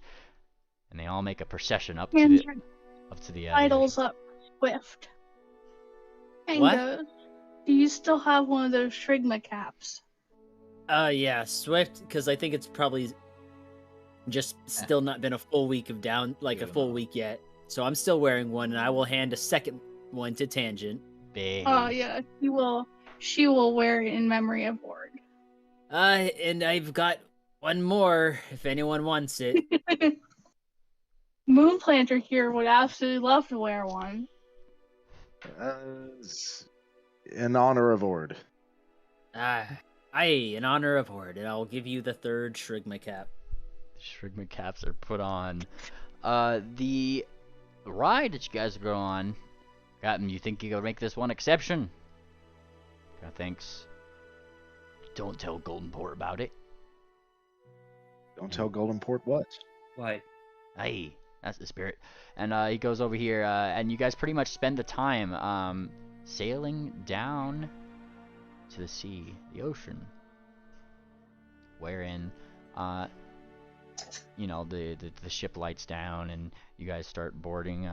Chauffeur even follows you in the thing, though you guys probably had to put that fucking giant ass keg of something in like an empty third level bag of holding that I'm sure one of you guys has, or probably Wickers more than anything. And yeah, like once you guys kind of like light down, come on, give it here, lad. Looks to Wickerwind. What? What? I'm on the keg. I'm sorry. Put it in your bag. Yes. Wicker puts down his bag of holding, and then he starts to comedically pull the giant keg out of his small bag of holding. He produced the Like giant giving birth. fucking keg, and he kind of like, hey, that's the one. And then, come on, give me help with this, you dumb lizard. And like, he has to I like heard the cake and got excited. tangent, and he starts pushing up the barrel with the help of the dragon, till it's upright. All right, damn hose, help me with this. And the dragon like kind of like uses his claw, opens up the top of the barrel. Looks like it's been completely unopened, and looks towards you. You want to know how we properly send off a Brashville Bannermane? Yes, sir. Well, let's see her. You said you had her. Swift steps forward, and then he pulls out his bag of holding, and he's very quiet about retrieving the body as he lays his bag down and kind of pulls it backwards so that he can lay out Ord's body. Ord sickle. And it was frozen before it was put in to help preserve it. Aye, good lad, good on you. And he gives you like a little bit of that. It's kind of like here that he sort of like finally gets that solemn look. To this point, he's actually been very serious. Like normally he's very like jaunty about the whole thing, but he's to the letter. This is how it needs to be done, and he certainly seems to like not want to mess up their little thing that they got going on. And all right, and he picks her up. Lordy. Yeah. He makes sure that her eyes are closed. I don't think her eyes would have been closed, as you guys. Yeah, I think if I recall, Triple closed them actually. Make sure they're closed. So yeah, kind of like blinks. So sad to see you go, but these lot here said that they'd spread the tales of you, and he kind of gets like a smile on his face. And your dumb fat ass. And then he like his friends and stuff start like smiling and like nudging each other. Oh, come on, don't look so solemn. Ord wouldn't have wanted that. And Ord's body, he kind of takes it over to the barrel and starts being carefully lowered into what seems to be kind of like an opaque-ish alcohol. It must have cost a fortune in itself, given it was one of the warehouse kegs, like I said, but nonetheless big enough to fit Ord, albeit with a little bit of spillover that kind of goes off the side. One by one, each of the brass tacks moves kind of forward as it's done, saying some final words, and all of them kind of stamp a hoof print on the side of the barrel. Main Stitch kind of nods as the last one comes forth before placing a hoof on last as he places on the lid and stamping the top of the barrel in one motion. And he looks to Chauffeur. Well, your turn, Lizard. And as he starts to lift it up, one of his friends kind of pulls out what seems to be some bagpipes, and as they kind of place like Chauffeur kind of golems him over, like rolls the whole barrel right over to the sea where a fog had started rolling over amidst the very solemn scene. Placing it in the water, a light, calm blue flame moves from Chauffeur's jaws. He sets her into the water, blowing her outwards into the fog. Moon Planter, I believe you had some words? Yes, Moon Planter will stand and face the crowd with Ord fading into the back over him. And he says, My fellow Bannermanes, warriors, scholars, and friends, we're gathered together to witness the passing of one of the greatest among us. Ord hailed from the steadfast city of Brashville, a city more closely bonded together than riveted steel, a population who always rose up from the ashes and kept building their city back stronger no matter the destruction that befell them. From this stock, Ord was born and raised, a mare whose size was only overshadowed by her personality and sheer tenacious will to succeed. Her battlefield prowess was always a sight to behold. She wielded her sword Old Bessie like a titan, and with it destroyed any enemy foolish enough to be caught in its swing. Never one to shy away from a fight, she charged headfirst into any fray, and stood strong no matter the odds. With her gone from our ranks, our hearts are pained, but our resolve is stronger than ever. Ord joined us in the midst of a dragon fight. I flew into the conflict not knowing the humor of her people, thinking their town was on the brink of destruction. We fought with her against a brass dragon named Chauffeur, and he gestures to Chauffeur. He bows. The battle was hard fought. Sorry. Go ahead. I was gonna say he looks like he's crying as he nods as you point to him. The battle was hard fought and won, only for the citizens of Brashville to come out of their homes in giant jubilation. They laughed and raised their voices in great joy at the prank they had pulled, and immediately set to work on rebuilding the burnt buildings. Ord herself was brought back to her hooves, and we began drinking our tavern dry under the din of cut wood, mortared stone, and songs of craftsmanship. Ord's athleticism saw her leaping from a ship to crash through trees and land upon the earth, pulling us all tethered together in a haunted chateau, hurling a cannon at a monstrous flying beast and cleaving the heads off of all manner of creatures. I will remember our times drinking and wrestling together. Though brash and at times cruel, her passion was to see us all succeed. Never again will there be one like her. She will be missed. My personal fondest memory of Ord will always be of our hoof wrestling match in the Tavern of Weldstone. Ord was winning gold and drinking ale at a pace that would make a sailor vomit. One after another, she earned her respect. I stepped to her and challenged her, daring to mock her by saying, "Shall I put some pillows on the floor so you don't hurt your head when I throw you to the ground?" The tavern erupted into mocking awe. Ord's massive hoof and mine clenched together, and I was promptly thrown to the floor.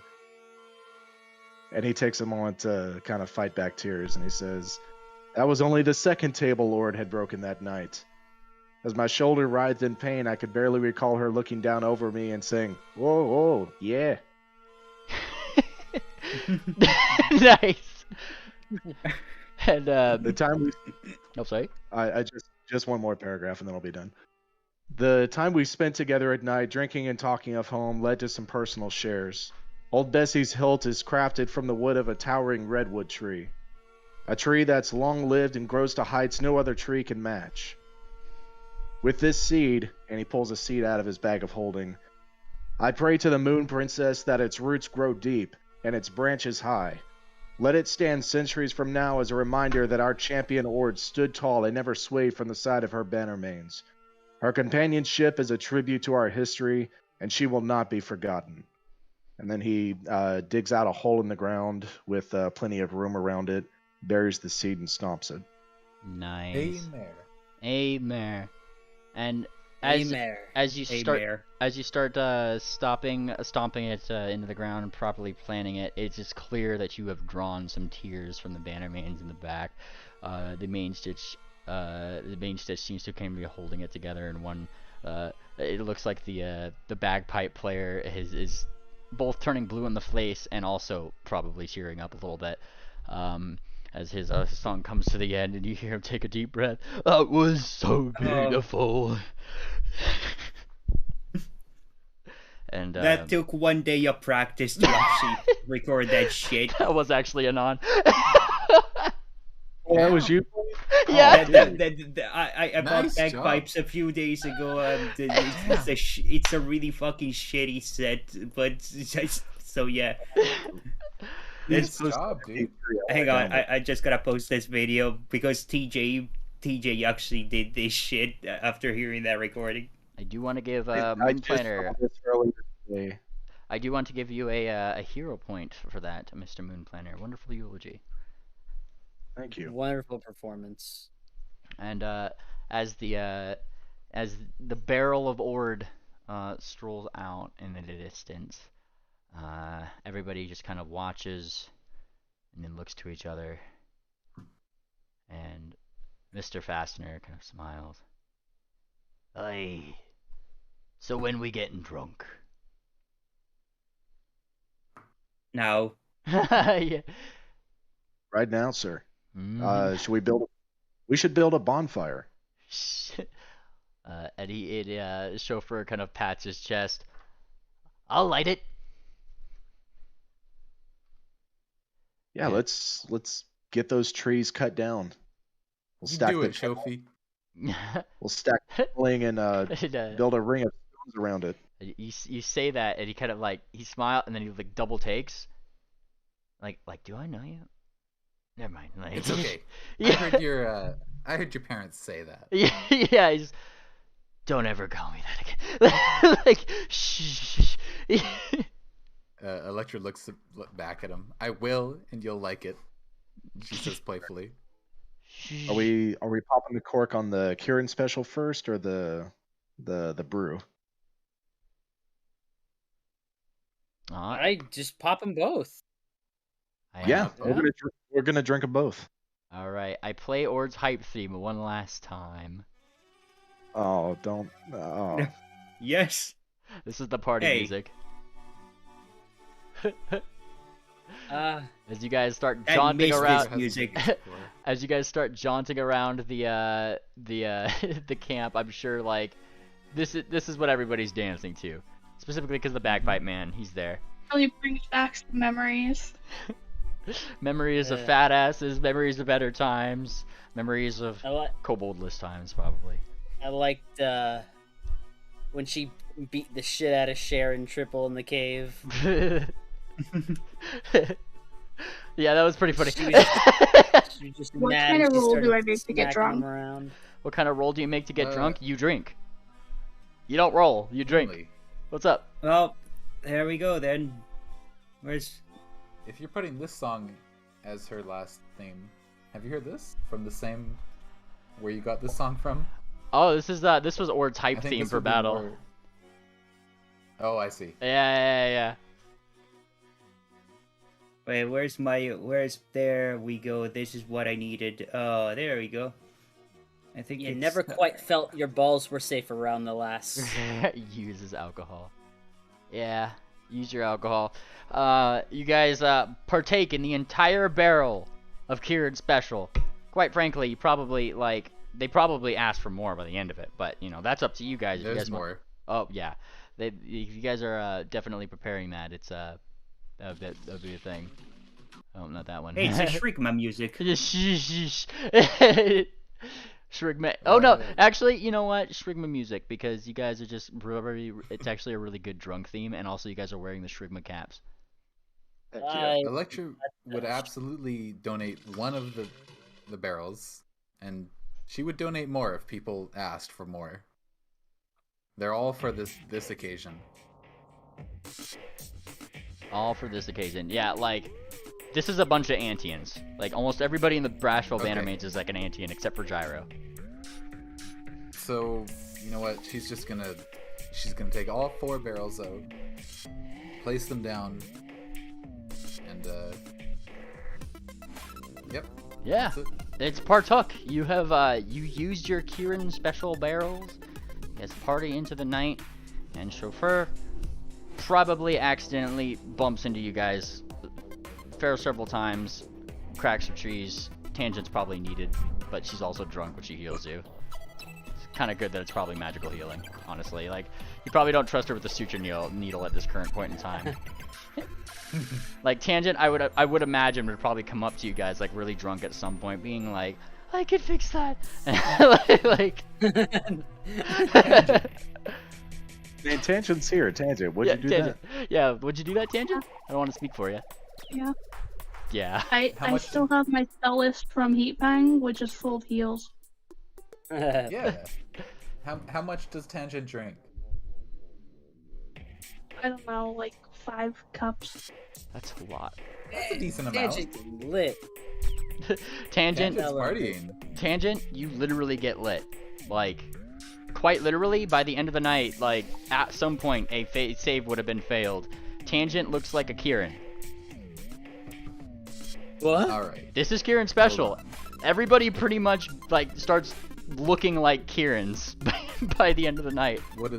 That's a fortitude save, correct? That is, yeah. With an increasingly big, oh, you're not, wait, you're, I don't know who said not Who's drinking. not drinking? Triple, so Triple's triple, not drinking. Triple doesn't Kieranify, but I mean, it's kind of one of those things where, like, if you are participating in the drink constantly and you are actually wanting to get drunk, you're failing the effect. like Lyric time. Neric time. Like, literally, Electra as an actual Kieran starts, like, looking all Neric form like, and everybody kind of like everybody kind of starts gathering around Electra and just be like, oh, you gather around the new bonfire. You know what? Yes. It's also time for this other special thing. Ooh. Other special Is thing? Fortuna gonna give a special keep- fortune? A special. No, we got Lay Leaf. Oh. Oh, yes. Yes. Oh no. Fortuna lights up. I'd imagine. She just puts it in the combustion engine. I'd imagine Fortuna's light up eyes get a little redder. Is that Bailey Fortuna? That's illegal. Oh, your mom's illegal. Oh. What are you, the Bayleaf police? Yes, You know sure, you Fortuna. can have some flay leaf. Okay. It doesn't sound so illegal anymore. I don't know if we can trust you unless you smoke the flay leaf. What? What? What? What? Hey, Big Planner just walks off after rambling. Oh, he's gonna start initiative. Don't go too far, Moon Planner. Where's Tangent? Thumbtack. It's just on top of Fortuna's box. Thumbtack is on his back in Tangent's hair, and he seems to be drunk as hell too. Oi, don't split the party, Moon Planter. Where is Triple? Where is Triple? He's not drinking. Now, Yeah, but is he with the White party dog. or is he off doing his own thing? yeah, what is Triple doing? Yeah, I'm off doing my own thing. Yeah. I couldn't hear you, Triple. Speak up, please. Oh, I'm off doing my own thing. I feel like You're not I, even smoking the flay leaf? Come on, man. I feel like as you're doing your own thing, like just like Moon Planner would, he wouldn't probably notice you given how fucked up he is. But like, I mean, Triple Moon Planner just kind of rolls out in the woods, generally where you are, probably to take a piss. But you know. Okay, well, for the sake of being ethical, I probably should go back and like find another spot to practice. Or yeah, You're the designated driver. there. Yeah. I have a question. Yes. What's That's a driver? question. Could I light up the Fey Leaf with this without being dangerous? You can light up the Fey Leaf with your breath attack that you get from Kieran Special. Yeah, I didn't realize I got one from Kieran Special, but I Oh, do have a yes. focus point from Dragon Breath. Oh, you could do both. I won't stop you. I'll do that one. All right. In case you're curious on the effects, Electro, look in TTRPG voice chat. There you go. There's the Bannermanes homebrew. It has Kieran Special on it. And just for your information, drugs and rules, Kieran Special. Here it is. Special. Kieran Special gives the drinker ability to cast Fire Breath in a 15-foot cone once per drink, while the effects of this drink still last. This does not offer the same ability to creatures who have a breath attack, but instead gives creatures with an existing Fire Breath attack additional damage dice during the same duration. My main question was, could I do that without harming, like, people in a 30-foot cone? Could I just, like, blow a little bit of fire out just to light it up? Oh, angel scaled. Allow me. It is a focus spell, so I will say that it's probably within the bounds, but also Electra's drunk, so. Allow me, and I will swing my little rapier and produce a little bit of flame. Whoosh. I'm imagining like Electra hiccuping, but there's little fire spits. Like she tried to do she tried to do it a little bit, right? But like because there was so much extra, like she got the hiccups after and keeps going like and then that sounds about right. She kind of looks like Spike lighting the Olympic torch. Yes, exactly. Every time Electra hiccups, it goes like kirk, kirk. It's a little Kieran noise. The fire coming out of her mouth is a little blue, and it doesn't seem warm enough to actually light anything. All right, Swift, you produce your flames. You guys have a wonderful night. Is there anything else you guys are doing other than partying through the night? Moonplanter does want to come up to Triple and offer him a drink. Triple, there you are. There's so much Kieran Special. Drink with us. Let me think. Yeah, I'm painting oil, and I say, you don't need to be hunting me anytime soon. Before kind of like finishing it up, basically. This guy just doesn't want to turn into a Kieran. I know it. His Kieran wrist. Yeah, the thing is that he's like all depressed looking, but he really, it's not really, no, it's not a depressed look, it's more just like he's focused, yeah. Focused. I'm sure that the main stitch will like get you. Hey, come on, lad, what's got you down? It's just insistent. He's just sticking to it. He's practicing his forms and his painting. He is painting up a storm. And you know, dude. And in between physical regimen, you know. Gotta make sure Johnny Nitro. Yeah. Sonny Nitro, yeah. Somewhat of a like curious, like definitely the main stitch kind of just. He doesn't like pull you in or anything. Hey, bonk, and he kind of like lays. He's trying to like focus on what you're doing, like. Yeah, like Moonplanter's going to uncharacteristically put a wing around your shoulder, Triple.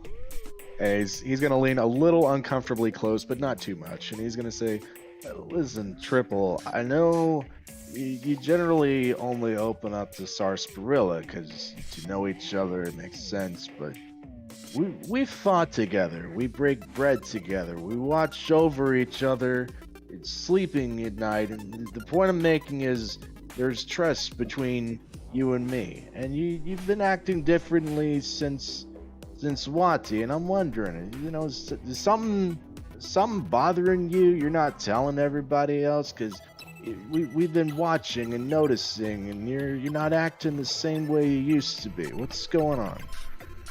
The first part's gonna make my cheeks go pink, but the second part's gonna go like, wait, actually, yeah, well, you see,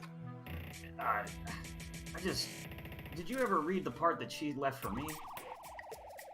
I probably did, but I don't remember it. What did she say to you?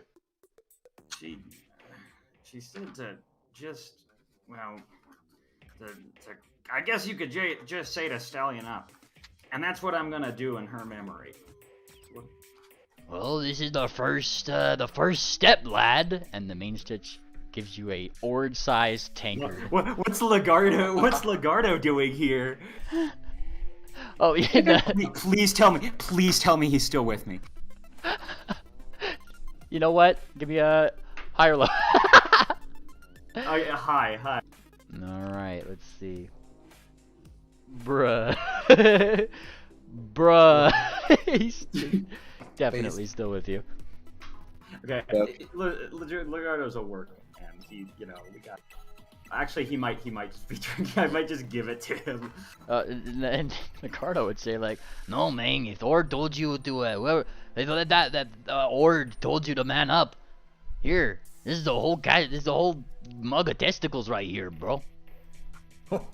Man up. Oh god, I got it. Come on. Listen, hang on. Listen, Triple, and now he's like leaning on you, and then he pushes off of you, steadies himself, and then he keeps to going. Listen, you don't have to drink to be, stallion up, all right? The person's ability to hold down alcohol might hold a lot of weight in a lot of places, but between you and me, it's for fun. Hold on, mister. And the mage just said, Planter, don't get ahead of yourself. Drinking's the most manly thing you could do. Obviously, here in Brashville, Triple, with the Bannermanes that Ord came from, it's an important part of their culture. You should partake to honor her, because this is her funeral, and it's about us coming together and celebrating the life she lived and the courage she showed us. And to neglect everyone here celebrating the life she lived, you're turning your back on her. That's no good. It's no good, Triple. All right. You understand what I'm telling you, right? All right. Let me finish this up, and I just put one last little thing. And now let me just go ahead and here I go. Hooray for peer pressure. you there you go, Mealy. Yeah? What about this? You ever read the Emperor's New Groove where Kron has to give the drink to... this is so mean. I mean, I can't finish the whole thing, but remember, I'm training to be... I'm a rogue. Just so drink it. Come on, I have man. to drink. Yeah, I'm basically like drinking just a little, but man, not the whole thing, because good lord, I'm going to die. Yeah. After like 2 seconds. You try to drink. You drink. I mean, like, are you drinking enough to get buzzed? Oh, I can't even. I can't even tell. Honestly, it's up to you. I'm like kind of going with a fourth of it, and the rest I'm finessing. A fourth of it, you're drunk. Let's go. What the heck? He gave you a my large. He gave you an ord-sized tankard. That was it supposed to? Okay, yeah, okay. Might as well. Now I have to do.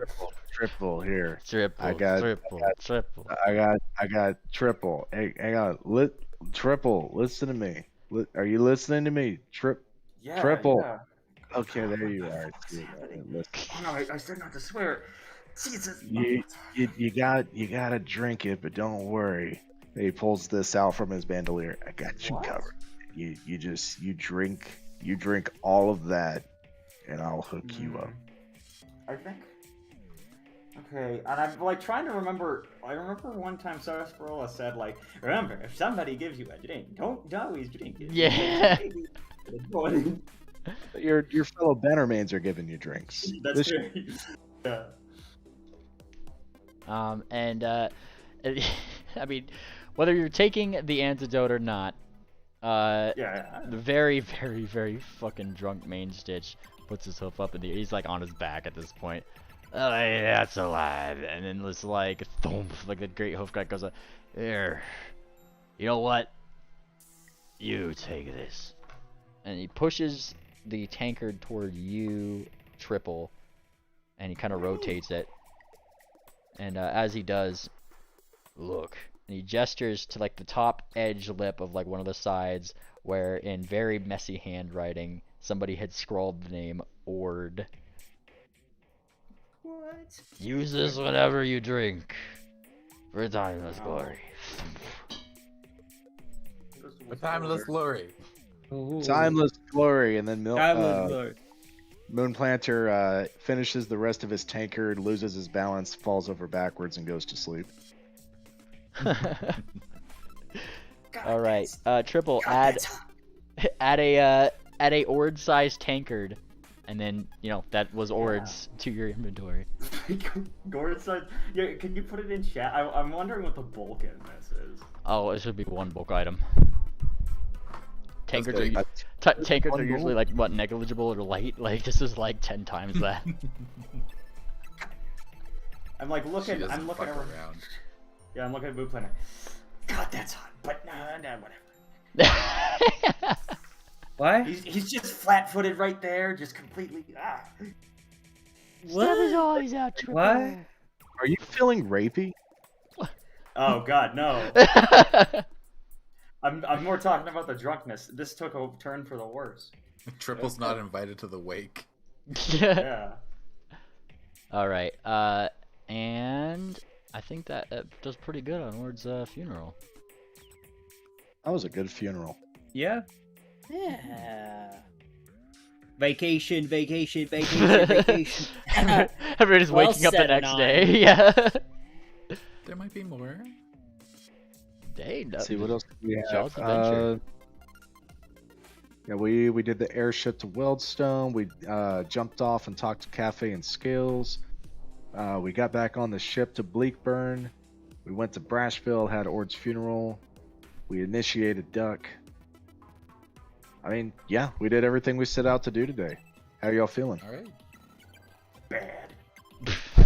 Bad. Out of character, I'm feeling like I could keep going, but yeah, if there's nothing else that we have to do. I mean, there is the issue of Duck. Duck is pretty low level currently. We should find her some missions, but vacation first. One thing Go I was on. thinking about is that there's this cave outside of Marlton and Dakali that we discovered on a pass to Dakali that we could see. You know, it's just a cave to go advent. Like not now, but I'm saying. Yeah, if we that's wanna true. think about low. We don't know. Actually, we don't know how high or low of a level it is, but that's kind of the thing, right? Like, Should we have Duck travel with us as an NPC for a bit? Might as well. Yeah. Especially if we're going to check out this cave. well, it's just something that's been on my mind. It's not something I'd say like we do right away, but it's just something that we could do. You know what? We're in Bleakburn right now, right? I think we're on the thing camp. We're down here. Thing camp. They're very much not at Bleakburn. You guys are over here.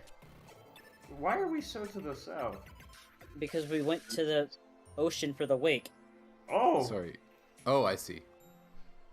We Okay. put Ord's body in the water. Oh, Okay. so we're gonna need to travel back to Brashville to get a. I gotcha. Oh, wait, GM. On the airship ride over, Moonplanter would have asked about Ord's sword and if he could donate that to his library wing or if she should be buried with it. And I mean, Main Stitch, once he sobers up, is like, "Oh, what's the use of that then?" And he kind of like thumps you. A sword hanging on the wall is about as useless as, well, Ord in the barrel. And he looks around at you guys. Take it with you. Make a name of it. yeah, we can put him in the library there. I've already. Well, okay. wait, is he saying? The worst fate to befall a sword is not being used. You could make it as well respected as Ord. Well, Yeah, I'll find a time for it, I suppose. yeah. Learn bastard swordery. Bastard swordery. Bastard ordery. Oh no. I already made it weird enough, meanly. Don't That was the worst statement I've ever made. Now I'm gonna get canceled on what was it called again? Era litter. Arrow litter. Base. Era literacy. It was because it was big. God, I can finally delete Ord from my bag of holding. Delete. Delete. Holy SD crap. All right. I F in am the chat, gonna need to boys. buy a new bag. How much bulk was that? 12 bulk. Half my bag of holding since that camp. Which was how much Wait. bulk? 25. Oh. 25 is half your bag of holding? No, yes. No. 12 was half my bag of holding of 25. You had a Well- bag of holding one. If anybody needs anything stored, mine is considerably larger than Swift. Yeah, I've got a. Hey, hold on a I'm second, sure it is. lads. I'm sure it is. No, you don't. No, I'm quick. I'm before anyone says anything. I'm on that. I'm like, oh, Joe, I'm buying a new one. Anyway, And buy a good one. I'll buy I got the a bag biggest of holding bag of type. holding of the lot of you. Oh, he's gonna get himself a big bag. Hmm. I'm not complaining. I'm gonna stuff you so far inside of it they'll never find you again, chicken wing. Wee! You'll catch me fast. Careful talking like that. Grub might hear.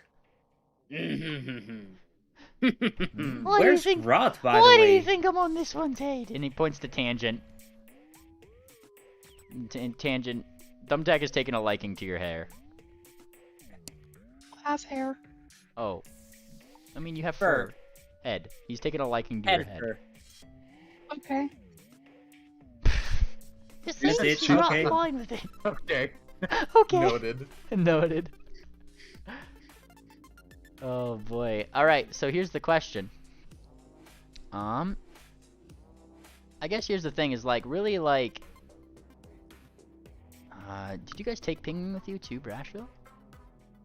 Yeah, we brought Pingwing and Duck. Okay. And then in that case, yeah, you guys just going to Belmare? Is there anything else we wanted to do? You guys didn't have any like unfinished quests or like loose ends or anything? What was that?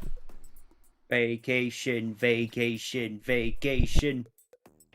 Yeah, we should definitely avoid those caves. There's nothing over there for us. Alright. It sounds like more than we could do in a session, so I agree. And the remainder of your travel time is spent going up to Bleakburn first. Oh, then- do we gather our extra +1s? Pretty much, yeah. I guess it'd be the time to do it. Who's everybody taking? Well, Wicker's gonna tag along, have balcony tag along, Okay. and I know because was like Jinx and Missy asked right to come, Yes. They asked which one that Okay. you're taking. right? And we used to have Swift. Well, you know how well because he also had talked to Sarsaparilla, and Sarsaparilla had said she would take the other, who would Yeah. you know. But they want to know which So, one of them you're yeah. taking. Mm-hmm. Well, you know how we decide things around here in this party, and then I pull out a silver coin, and I give him a look, right? Uh-huh. And then I So if it lands try to on the make- edge, it's me, right? Well, you got your own invite last. Don't make it harder. You got your own. I thought are you bringing Ivory Drop along? And Ivory Drop says, no, Uh, I got my own pass. Well then, perfect. But I do flip it, and I. But this Okay. is when Fireheart perks your ear up. +1? And now you have Jinx, Misty, and Fireheart. What? Hold on a second. Wait a I minute. completely botched Moonplanter's idea. I Wait, was waiting for the She's perking up. She's looking for she heard the Okay, words okay, +1. Okay, hold on. First off, lass, I'm not the only one with a +1 here, okay? And as much as I'd love to have a +3, Moon Planner, who do you have? Fireheart, I actually intended to invite you to go with me as my +1. Would you like to? And she blinks. Blinks. Sure. And she looks like more than happy to. Well, that handles that. My coin landed up. Instead, take Moon Planner aside and say, "Hey, you know Shabaka likes Fireheart, right?" Oh boy. No. Hey Moon Planner, give me a sense motive really quick. Yeah. Let me open my character sheet back up. Sense motive. Really? Because it was Oh, hold on, there's a couple things going on here. yeah, I'll take care of that first. Yeah, Moon Planner. I feel like you would easily get the impression at this point that Fireheart is pretty oblivious overall. Like, she didn't really seem to dragon autism. Don't worry about it. It's pretty much like what you're picking up on. Swift, out of your 1d2. Okay, well, it's it breaks me heart to have to name a name because we're all gonna be having such a great time together in Belmare anyways, so it doesn't really matter that I'm taking Jinx over Misty, but Sarsaparilla is taking Misty, and we're all gonna be there anyways, having a great time together. Misty looks like she suddenly gets like this pouty It doesn't mean anything. It's just the title +1. It doesn't mean anything. We're all gonna be on the beach together anyways. Tears. Oh no, lass. And I give her Jinx solar. Jinx smiles. Beat ya. He's gonna have to be with Moon Planter now. And she doesn't stop either. She starts parading around her sister. Beat ya. Oh, come on, Jinx. she's like, oh dear. She smiles, and then she gives her sister a little kiss on the cheek, and then whispers, "Beat ya." Well, I'll make it up to you in Belmare. Oh boy. All right, and then you guys kind of have to. You guys technically stop at Dakla to get a hold of Jinx and Misty. Do that, probably. That's what we have portals and stuff. Yeah. All right. Like, I assume we'd gather them from Bleakburn with the portals. Yeah. Oh, that would also work. Yeah, that works. All right, and then Wellstone over to Belmare. Woo! Yeah, we finally made it to vacation. Vacation land. Beach episode. Oh, we're not done with session yet, guys. Volleyball episode. The volleyball is What? incredibly Oh, important. we ain't done with session. Even better. Even better. Entering the city, there is actually a fancy little airship landing here. Who would have thought that the vacation city full of rich people and technology and stuff like that would have an airship landing? Well, this one did, but it is on his route, and the captain is more than happy to get you here. And as you kind of land in the city, that's when you kind of see that there is a big wall around the city itself, a wall that it certainly seems to have behind it what looks to be many, many, many wonderful colored lights. However, the captain kind of nods to you guys. I hope everybody's got their passes and their buddy. Moon Planter takes out the passes and hands them or hoofs them out. All right, everybody has their passes. Everybody's got their buddy. And buddies, and Penguin has definitely got like Doctor. He's smiling so wide, and they're half hug. Gosh, I'm a +1, and she seems like Quite super the excited. second date. Well, I mean, and he rubs the back of his head. Penguin, this is the best, and she extends her hoofs to show how bigly it is the best. Oh, well, I'm glad you're excited. Hey, don't get too excited. They're bastards at this gate. Just get prepared to show your passes, and everything will be fine past there. You got nods, nod. Been here far too many times. And yeah. Kind of like direct, like I said, like the airship landing itself isn't actually in the city. It is outside of the city, and then it's not like this is a very like often used thing, so there's not like a lot of like hubbub getting out. But you guys do have to actually go up to the gates, which I would assume you do. Yeah, you're not just your way here. Yes. Badges off, everybody. And Swift takes off his Bannermanes badge and puts it away. There it is. All right. Oh, I guess Badges we're not. off. Yes. You think I'd forget? You think I'd let this vacation be ruined? No. Phased. All right. And you make sure everybody's badge is off. Yeah. In the bags of holding. Don't let it fall out. Why is this? It's to remind us that we're not working. It's like locking away your cell phone in the hotel safe, so that way you don't get calls. Plus, they just Understandable. the citizens here just don't like the Bannermanes. Something about the Oasis, and I don't know. It's just they'll not treat you as nicely if they know you're a Bannermane. And we're not here for work purposes, anyways. So Understood. All right. So as you get closer to the city, you find yourself somewhat blocked for a moment. Guards stationed at the gates seem to be somewhat held up by what seems to be an arguing couple at the entrance. What do you mean I'm not permitted to enter? I paid a fortune for this spot in the resort, and I won't be having some incompetent guard telling me what I cannot do, sir. Honestly, so unprofessional. You must be one of those... you certainly carry the smell, sir. And the way you carry yourself? Where's your captain? Captain! Oh, Captain, I'll hold up everyone here until I am heard. Captain! Sir. What? This is perhaps the 9th time you have come here with the same goddamn ticket. It's amazing that they let you in after the 3rd with how many bar tabs you've left unpaid. Ah, you think I care how much the alcohol costs? I'll pay them all right now. Okay, and he pulls out like a small notepad. Counting. That'll be 147 platinum. He pauses. Holy Jeez. shit. And he looks back. He kind of like looks awkwardly at the line. Well,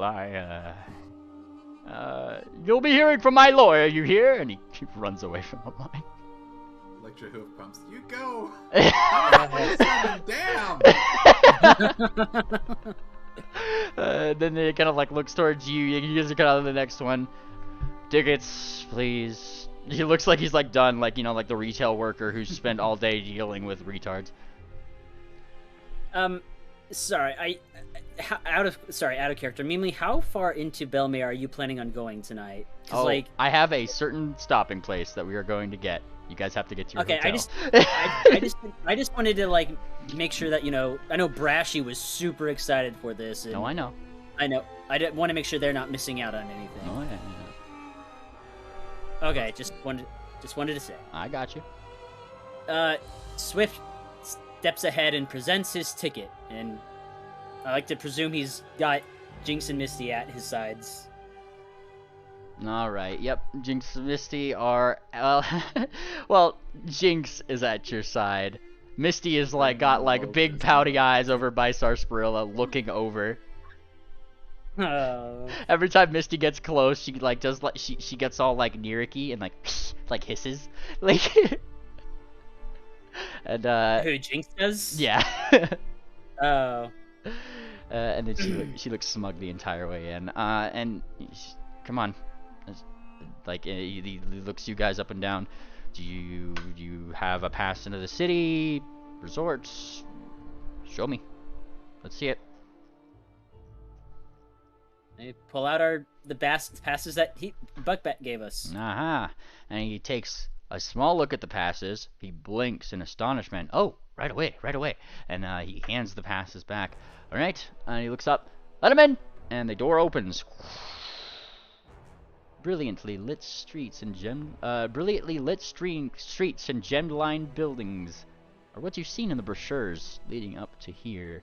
All something one might assume to be, well, an elaborate sales pitch, more or less. But upon actually entering through the gates, it is very clear that every single expectation on the image for them was very true, down to the detail. Greens, blues, and other stylistic colors all meet the eye in a way that vies for various attention. The main street here not only looks as if it's one of the busiest and fanciest, but sounds like one of the busiest and fanciest. Music ranging from light jazz to dance music can be heard clearly. If listened for, all properly spaced buildings apart so that the sounds themselves don't intermingle unfavorably. It only takes a few steps in before several mares in various uniforms stride up, looking exuberant and excited to see you, smiling ear to ear with dimples to complement the adorable freckles on each one of their faces. Welcome to Belmare! We hope you'll find your every need catered to the best of our abilities. With a small bow, they seem to be moving up to take the burden of any carts and things that you might be carrying, casting some kind of spells even in the process as they gear up to move them. Altogether, where are we taking your carts today, sirs and ma'ams? What hotel? Did we get to choose the hotel, or is it on our passes? On the passes, it says the Crescent Wing Hotel. Moonplanter will open it up all fancy, and he'll say, "To the Crescent Moon Hotel, if you please." And they kind of nod a little bit. It says Crescent Wing, by the way. And they Crescent. Yep. And they actually nod right away, this way, and they start guiding you to y'all's hotel. And this is where I shall pull Show the picture. Yeah, that's what I'm going for. Let me grab it so I can post it in the thing so it shows up on stream too here.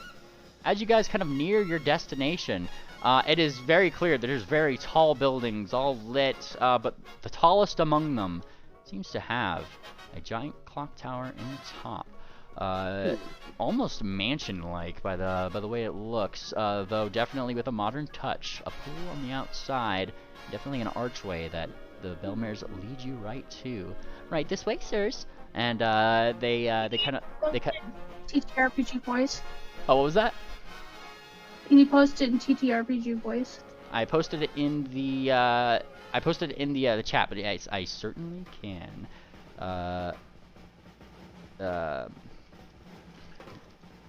on. And yep. Wow.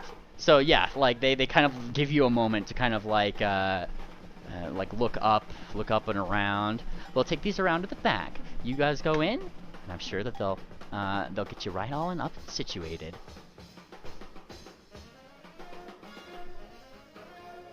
Much appreciated, and I will tip them 5 gold each. And they do that thing where they tip down the hat. They accept it. They give a bow. Thank you very much. And then you actually both of them like go up to a cheek, smooch, and then they walk off with the stuff to what you might assume to be the back of the garage.